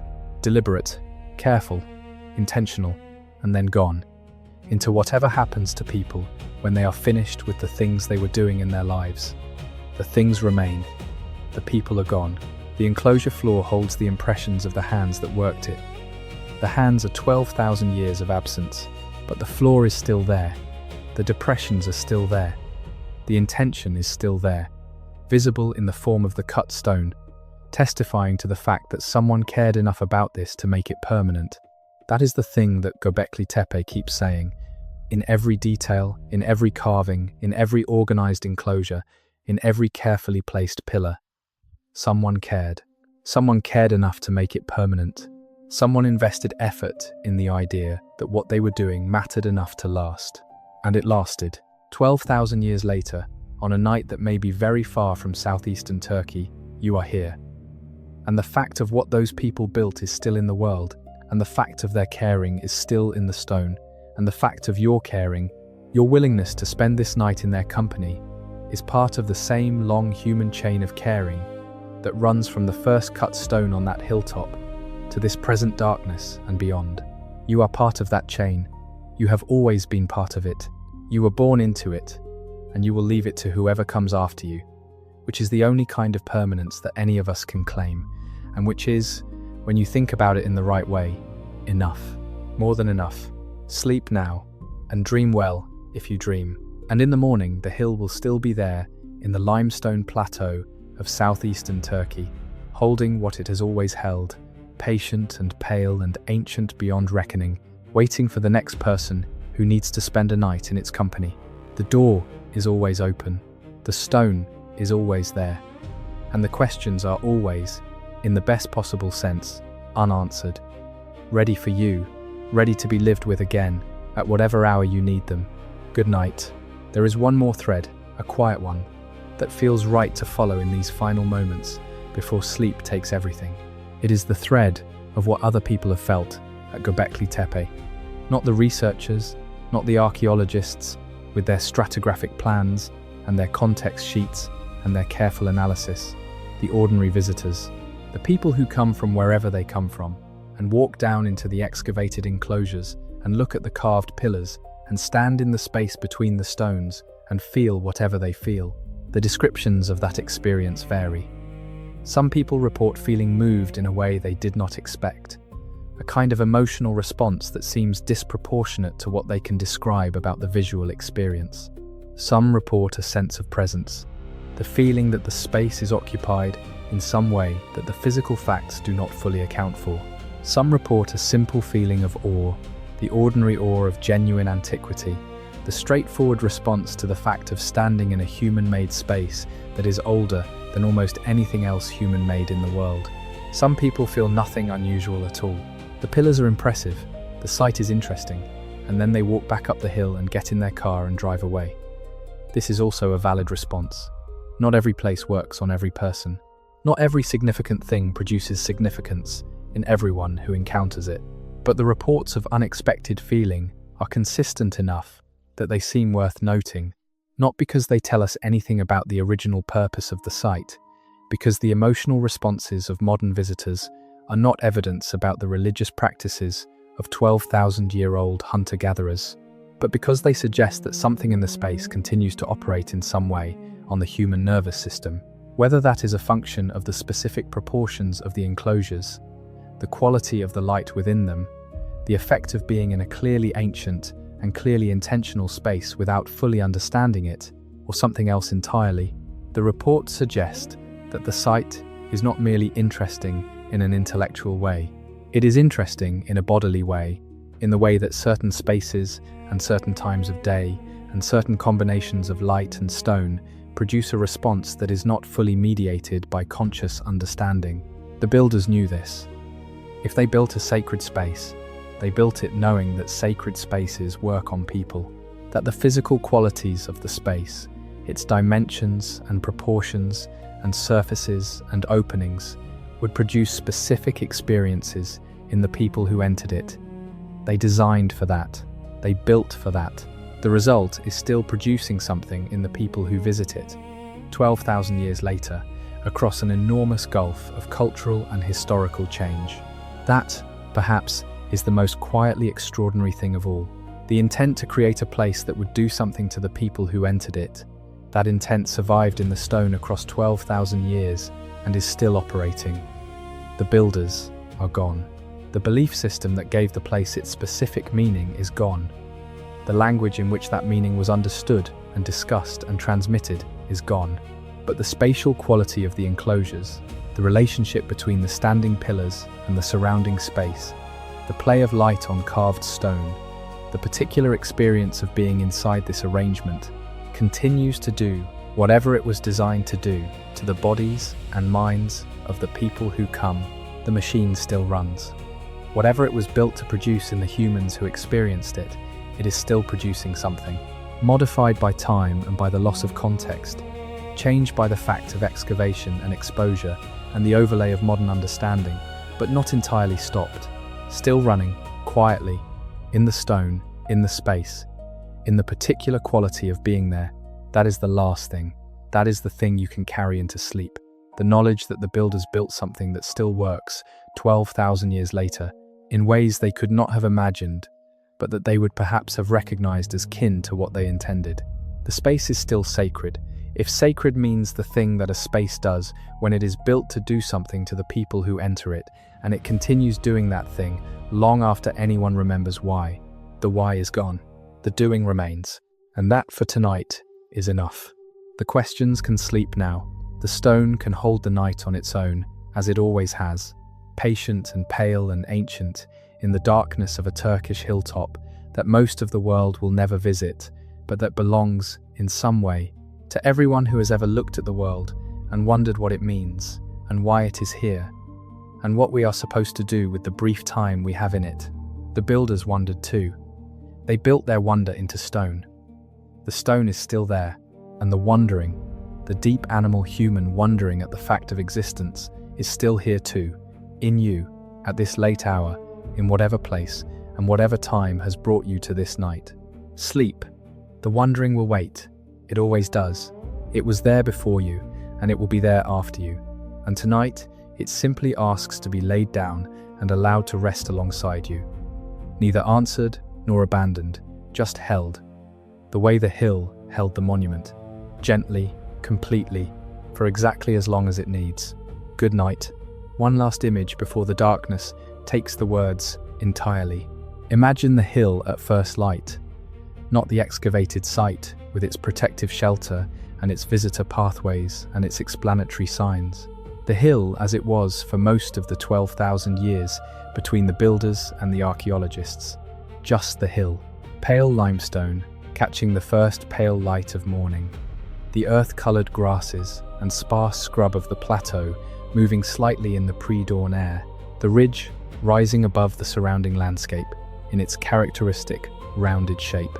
A farmer who worked the fields on the slope of this hill might have paused at first light before the work began and looked out over the surrounding landscape, the fields stretching in one direction, the limestone plain in another, the distant line where the earth met the sky, the slow brightening of that line as the sun prepared to rise.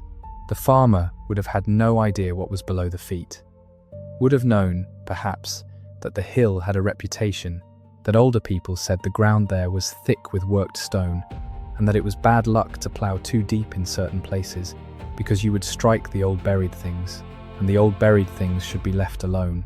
This kind of folk memory persists in farming communities around the world, often attached to sites whose true nature was forgotten long before the memory itself.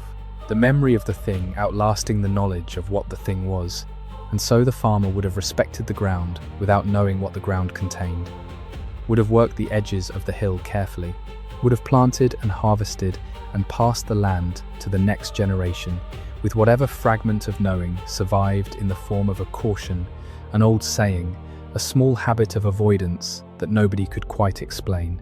And the monument below would have been exactly where it had always been, sealed in the dark of the hill, patient, complete in its way, neither waiting for discovery nor avoiding it, simply being what stone is, when it has been made into something and then covered, held. The light is coming.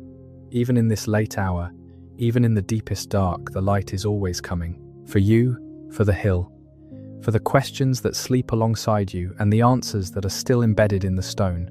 Let it come. And let the night do what the night does, which is to rest everything that has been working all day, including the part of you that worries, and the part that wonders, and the part that wants to understand. All of that can rest. All of that is allowed to rest. The hill will still be there. The stone will still be there. And in the morning, if you want to wonder again about what was built there, and who built it, and what it meant, and why it lasted, all of that will be available to you. The mystery is patient. The questions are patient. They have waited 12,000 years. They can wait until morning. Sleep. The limestone holds the dark the way it has always held the dark, without complaint, without urgency, without any of the human need to have the dark mean something beyond what darkness simply is. The carved animals on the pillars are invisible now, lost in the larger darkness of the sealed night, and that is fine. They have been in darkness before. They spent 12,000 years in darkness, under the hill, and came through it without any diminishment of what they were. The fox on the pillar does not need you to see it to be exactly what it is. The vulture does not need the light to extend its carved wings. The darkness holds, and the stone holds, and you, at the end of this long night of wandering, are held too, completely, in the quiet dark.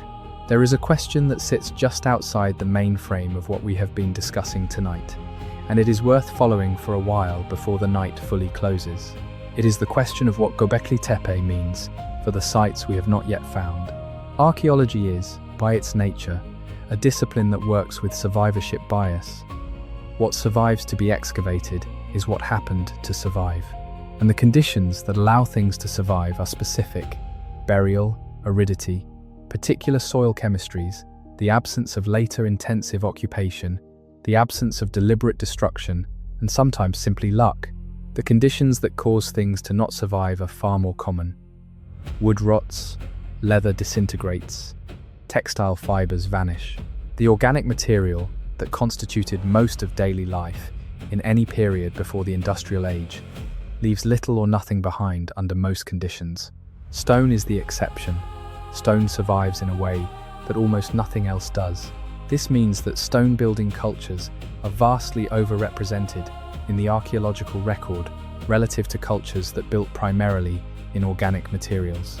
The monuments we can visit, the ruins we can excavate, the sites we can date with some precision are drawn disproportionately from the minority of cultures that worked in stone. The cultures that built primarily in wood, in woven material, in clay that was not fired at high temperature, in organic compounds of every kind, are largely invisible to us. Their buildings are gone. Their tools, except for the stone ones, are gone. Their bodies, in most conditions, are gone. We know they existed because we know that human populations existed in regions where no durable stone structures are found. But the specific texture of their lives, the character of their communities, the nature of their beliefs, and their social arrangements is almost entirely lost. Göbekli Tepe sits at the edge of this visibility problem in an interesting way. It is a stone site, and therefore it survived. But what surrounded it, the network of mobile communities that built and used it, the organic, rich daily world of those communities, is almost entirely gone. What we have is the stone center of a world whose organic periphery has vanished, the monument without the life that surrounded and sustained it. This is not unique to Göbekli Tepe. Every ancient monument sits at the center of a vanished world in this way. But at Göbekli Tepe, the disproportion is particularly striking because the monument is so elaborate and so ancient that the vanished world around it must have been correspondingly complex and interesting, and we can barely see it at all. The Fertile Crescent is a term that describes a broad arc of territory in the ancient Near East that was particularly productive for early agriculture and that gave rise to some of the earliest civilizations in the world. It extends from the Jordan Valley in the south through Syria, Lebanon, and the Taurus and Zagros mountain ranges, and curves around through what is now southeastern Turkey and northern Iraq, before descending into the alluvial plains of the Tigris and Euphrates rivers. Göbekli Tepe sits at the northern edge of this arc, in the Piedmont zone, where the limestone plateau of southeastern Anatolia meets the more fertile lowlands to the south. This is one of the regions where wild cereals, the ancestors of domesticated wheat and barley, grew in particularly dense natural stands, making it one of the most plausible locations for early cereal cultivation. The connection between the location of Göbekli Tepe and the geography of early agriculture is not a coincidence. The same conditions of soil and climate and wild plant distribution that made this region hospitable for the monument also made it hospitable for the development of farming. The builders of Göbekli Tepe and the earliest farmers of the region were not different populations from different places. They were, in all likelihood, closely related or identical populations, responding to the opportunities and pressures of the same landscape over successive generations. Understanding Göbekli Tepe therefore means understanding it as part of the specific ecological and cultural context of the northern Fertile Crescent in the early Holocene. Not an anomaly dropped into a featureless prehistoric landscape, but a specific response to a specific place at a specific time by people who were deeply embedded in the ecology and the social networks of that place.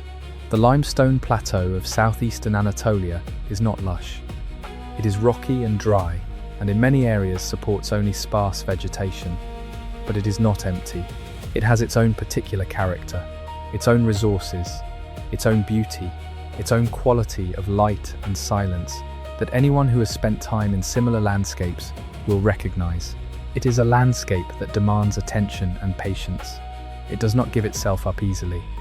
But what it holds, once you have learned to look, is extraordinary. The builders of Göbekli Tepe had learned to look. They had spent generations looking at this landscape, learning its rhythms and its resources, developing the knowledge of its animals and its plants and its geology that made it possible to live there, and eventually to build something in its stone. Let us think for a moment about the animal bones. One of the most informative categories of evidence from Göbekli Tepe is the faunal assemblage, the collection of animal bones found at the site. These bones come from many different species and many different contexts within the site, and they have been analyzed with increasing sophistication over the course of the excavation. The most numerically dominant animals in the assemblage are the ones you might expect: gazelle, aurochs, wild boar, and various birds. These are the animals that would have been most commonly hunted in the surrounding landscape. The bones show evidence of butchering and processing, consistent with meat removal and marrow extraction. They have been broken and discarded in ways that speak of meals rather than of ritual, but the scale of the assemblage is significant. The quantities of bone at Göbekli Tepe are large enough to indicate that substantial amounts of meat were being consumed at the site, amounts that exceed what a small resident group would need. This is one of the primary lines of evidence for the feasting interpretation, the idea that people were coming to the site from surrounding areas and that their gatherings involved communal meals on a substantial scale. There is also a more specific pattern within the assemblage that has attracted attention. Gazelle bones are particularly numerous at Göbekli Tepe, more numerous than you would expect from a purely practical hunting and eating economy. Some researchers have suggested that gazelle had a specific ritual significance at the site, that the hunting and consumption of gazelle was not only a practical matter, but was embedded in the symbolic and ritual life of the community. The gazelle does not appear prominently in the iconographic program of the pillars, which is interesting in itself. The animals most numerously eaten were not always the animals most elaborately depicted. This asymmetry between what was eaten and what was carved is itself informative. It suggests that the symbolic vocabulary of the site was not a simple representation of what was practically important. The animals on the pillars were not there because they were the main food source. They were there for reasons that were specifically symbolic, that reflected a particular way of organizing and understanding the animal world, a way that did not simply map onto the hierarchy of practical importance. The fox, which appears prominently on several pillars, was not a major food source. Foxes are small, and the effort of hunting them exceeds the caloric return. But foxes were clearly significant in the symbolic world of the builders. The vultures, which are not a food animal at all, receive some of the most elaborate treatment in the iconographic program. The snakes, similarly, are not eaten. Whatever the pillars were communicating, it was not a recipe for lunch. The symbolic world and the practical world coexisted at Göbekli Tepe as they coexist in every human community. They were connected, but the connection was not one-to-one. Understanding one does not automatically illuminate the other. There is something worth exploring in the relationship between Göbekli Tepe and death. The vultures at the site, as we have noted, are prominently depicted and have attracted a great deal of interpretive attention. The vulture is a bird of the dead. In many cultures across the ancient world, the vulture was understood as the creature that carried the soul away from the body, that transformed death into something that could continue. In Zoroastrian tradition, the bodies of the dead were exposed on towers of silence to be consumed by vultures, which was understood as a sacred process of purification rather than as an act of degradation. In ancient Egypt, a vulture goddess named Nekhbet was one of the guardians of the pharaoh. In Tibetan sky burial traditions, the vulture again plays the role of sacred transmitter. Whether any of these later cultural associations have any genealogical connection to whatever the vultures meant at Göbekli Tepe is not something that can be established with certainty. But the consistency of the association across such a wide range of cultures and such a long span of time is worth noting. The vulture eats the dead. It rises on thermals to very great heights, higher than most birds can reach. It mediates between the ground where the dead lie and the sky toward which the living look. If you are trying to represent the boundary between death and what follows it, the vulture is a logical choice, and it is a choice that has been made independently by many different peoples in many different circumstances. The headless human figures at Göbekli Tepe are another element of the site that connects to the theme of death. Headless figures appear in a handful of scenes, always in proximity to vultures or other significant imagery. The decapitation of the dead and the separate treatment of the skull was a practice documented at multiple sites from the pre-pottery Neolithic period. Skulls have been found at Göbekli Tepe and at related sites in modified forms, with evidence of intentional treatment after death. Some skulls show marks that suggest scraping or cleaning of the bone. Some show evidence of drilling, suggesting they were suspended or displayed. The curation of skulls is a complex practice that has been documented in many cultures and many periods. It can represent reverence for ancestors, a way of keeping the dead present in the community. It can represent the management of spiritual power believed to reside in the skull after death. It can be a marker of social status, either the status of the individual whose skull is kept or the status of the keeper. Or it can combine several of these meanings simultaneously, as symbolic practices usually do. At Göbekli Tepe, the combination of skull curation, vulture imagery, headless figures, and the general ambience of a significant gathering place for a wide community suggests that death and its management were central concerns of the site.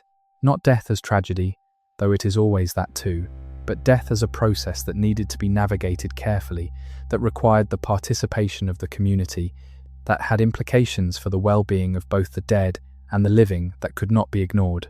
A place that manages the boundary between the living and the dead is a place of particular power and particular danger.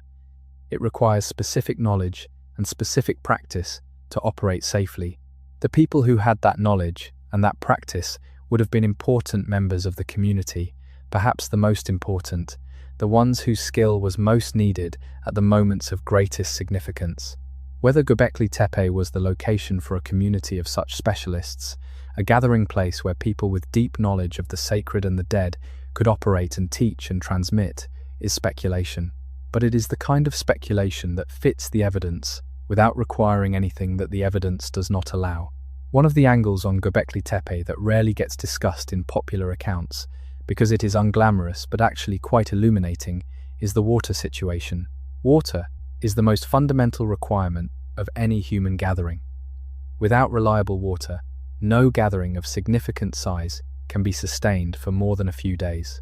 The limestone plateau of southeastern Anatolia is not a water-rich landscape. It is a karst landscape, characterized by the dissolution of the limestone by acidic groundwater, which creates sinkholes, caves, and underground drainage systems that can make surface water scarce and unpredictable. The question of how the builders and users of Göbekli Tepe obtained water during their gatherings at the site is therefore not trivial. Several possible answers have been proposed. There may have been springs or seeps at the base of the ridge that are no longer active because the landscape and the water table have changed significantly over 12,000 years. There may have been seasonal pools on the plateau that filled during wet periods and provided temporary water sources. There may have been organized water transport, people or animals carrying water from more distant sources to supply the gatherings. The evidence currently available does not allow a definitive answer, but the question is worth asking because it highlights the practical organization that the site required. Getting food and water to the workers and the gatherers, managing the logistics of a significant gathering in a landscape that was not naturally configured to support it, was itself a substantial undertaking. It required knowledge, planning, coordination, and the allocation of labor to tasks that had no direct ritual significance, but that were essential to the functioning of the whole. The mundane organization behind the extraordinary monument is always present, even when it is invisible in the record. The pillars do not tell you about the person who carried water up the slope. The carvings do not tell you about the person who kept the fire fed during the long evenings. The enclosures do not tell you about the arguments that were probably had about who had to do the unglamorous work and who got to do the sacred work. But all of that was there. The human reality of the site included all of it, the transcendent and the practical, the sacred and the sweaty, the carved stone of the pillars and the aching muscles of the people who carved them. The question of time, in a different sense from the 12,000 years we have been discussing, is also relevant to Göbekli Tepe. Time within the life of the site, across the centuries of its active use, is not something we can trace in detail. The stratigraphy gives us a broad picture. The earliest and most elaborate phase, the later phases with smaller pillars, the eventual infilling and burial. But within any given phase, the specific sequence of events, the rhythm of the gatherings, the intervals between periods of construction activity, is very difficult to read. We do not know if the site was used continuously throughout the year or only at specific seasons. We do not know if the gatherings were annual or less frequent, or more frequent. We do not know if there were periods of intensive use, separated by longer intervals, when the site was largely empty. We do not know the lifespan of any specific enclosure in terms of active use before it was superseded by new construction. These temporal questions matter because the experience of the site would have been very different depending on whether it was always occupied or periodically empty. A site that is always occupied develops a different quality of accumulated presence than a site that is visited periodically and then abandoned to silence. The particular quality of a place that is returned to, that has accumulated the memories of multiple visits, that exists between your visits as a stable reference point in the landscape of your world, is different from the quality of a place that is always present. For mobile people, the periodically visited sacred site may have a particular power. It is the place you carry with you when you are not there, the image that stabilizes your understanding of where you are in the world, the specific form and the specific images that your mind can return to when you need to orient yourself. Between visits, the site exists in memory and in the oral tradition that surrounds it. When you return, the memory meets the reality, and whatever difference has accumulated between them is itself meaningful, a marker of what has changed and what has remained the same. The builders of Göbekli Tepe probably had this experience of the site. The site probably existed in their minds between visits as a particular kind of presence, more vivid and more stable than most of the landscape they moved through, because of its deliberateness and its permanence. When they returned, the carved pillars were still there, exactly as they had left them, while everything else in the landscape had shifted and changed with the seasons and the years. The permanence of the monument is not just physically significant, it is psychologically significant. In a mobile world where everything is always changing, where camps are set up and broken down and the landscape shifts with the seasons, a permanent installation is a remarkable thing, something that does not move, something that is always exactly where you left it, something that holds its shape against the flow of time in a way that nothing else in your world does. That reliability, that stability, that specific quality of having made something permanent in a world of flux may be one of the deepest functions of the site, a fixed point, a guarantee that something will be where you left it, a piece of the world that is yours and your community's, in a way that the migrating herds and the shifting seasons and the flow of water are not. Let us return, one final time, to the silence. Not the silence of the night, though the night is quiet, but the silence of the 12,000 years between the builders and us.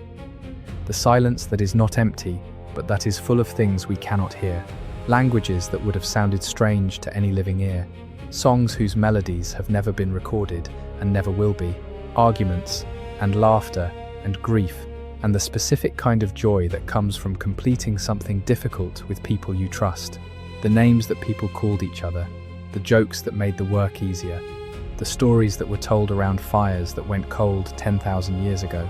All of that silence is present at Göbekli Tepe in a way that it is present at few other places. Because at Göbekli Tepe, the evidence of intelligent, intentional, complex human life is so clear and so large, the silence of what is missing becomes itself vivid. You can feel the outline of what is not there. You can sense the shape of the absence. This is not comfortable. The sense of a vast human experience that is entirely inaccessible is not a comfortable thing to sit with for very long. It produces something that is neither grief nor awe, but shares qualities with both. A recognition of the scale of what has been lost. Not lost as in stolen or destroyed, but lost as in passed beyond the reach of recovery. Gone in the way that everything eventually goes, quietly and completely, leaving only the most durable traces. The stone is the most durable trace of Göbekli Tepe. Everything else is silence. Sleep well tonight.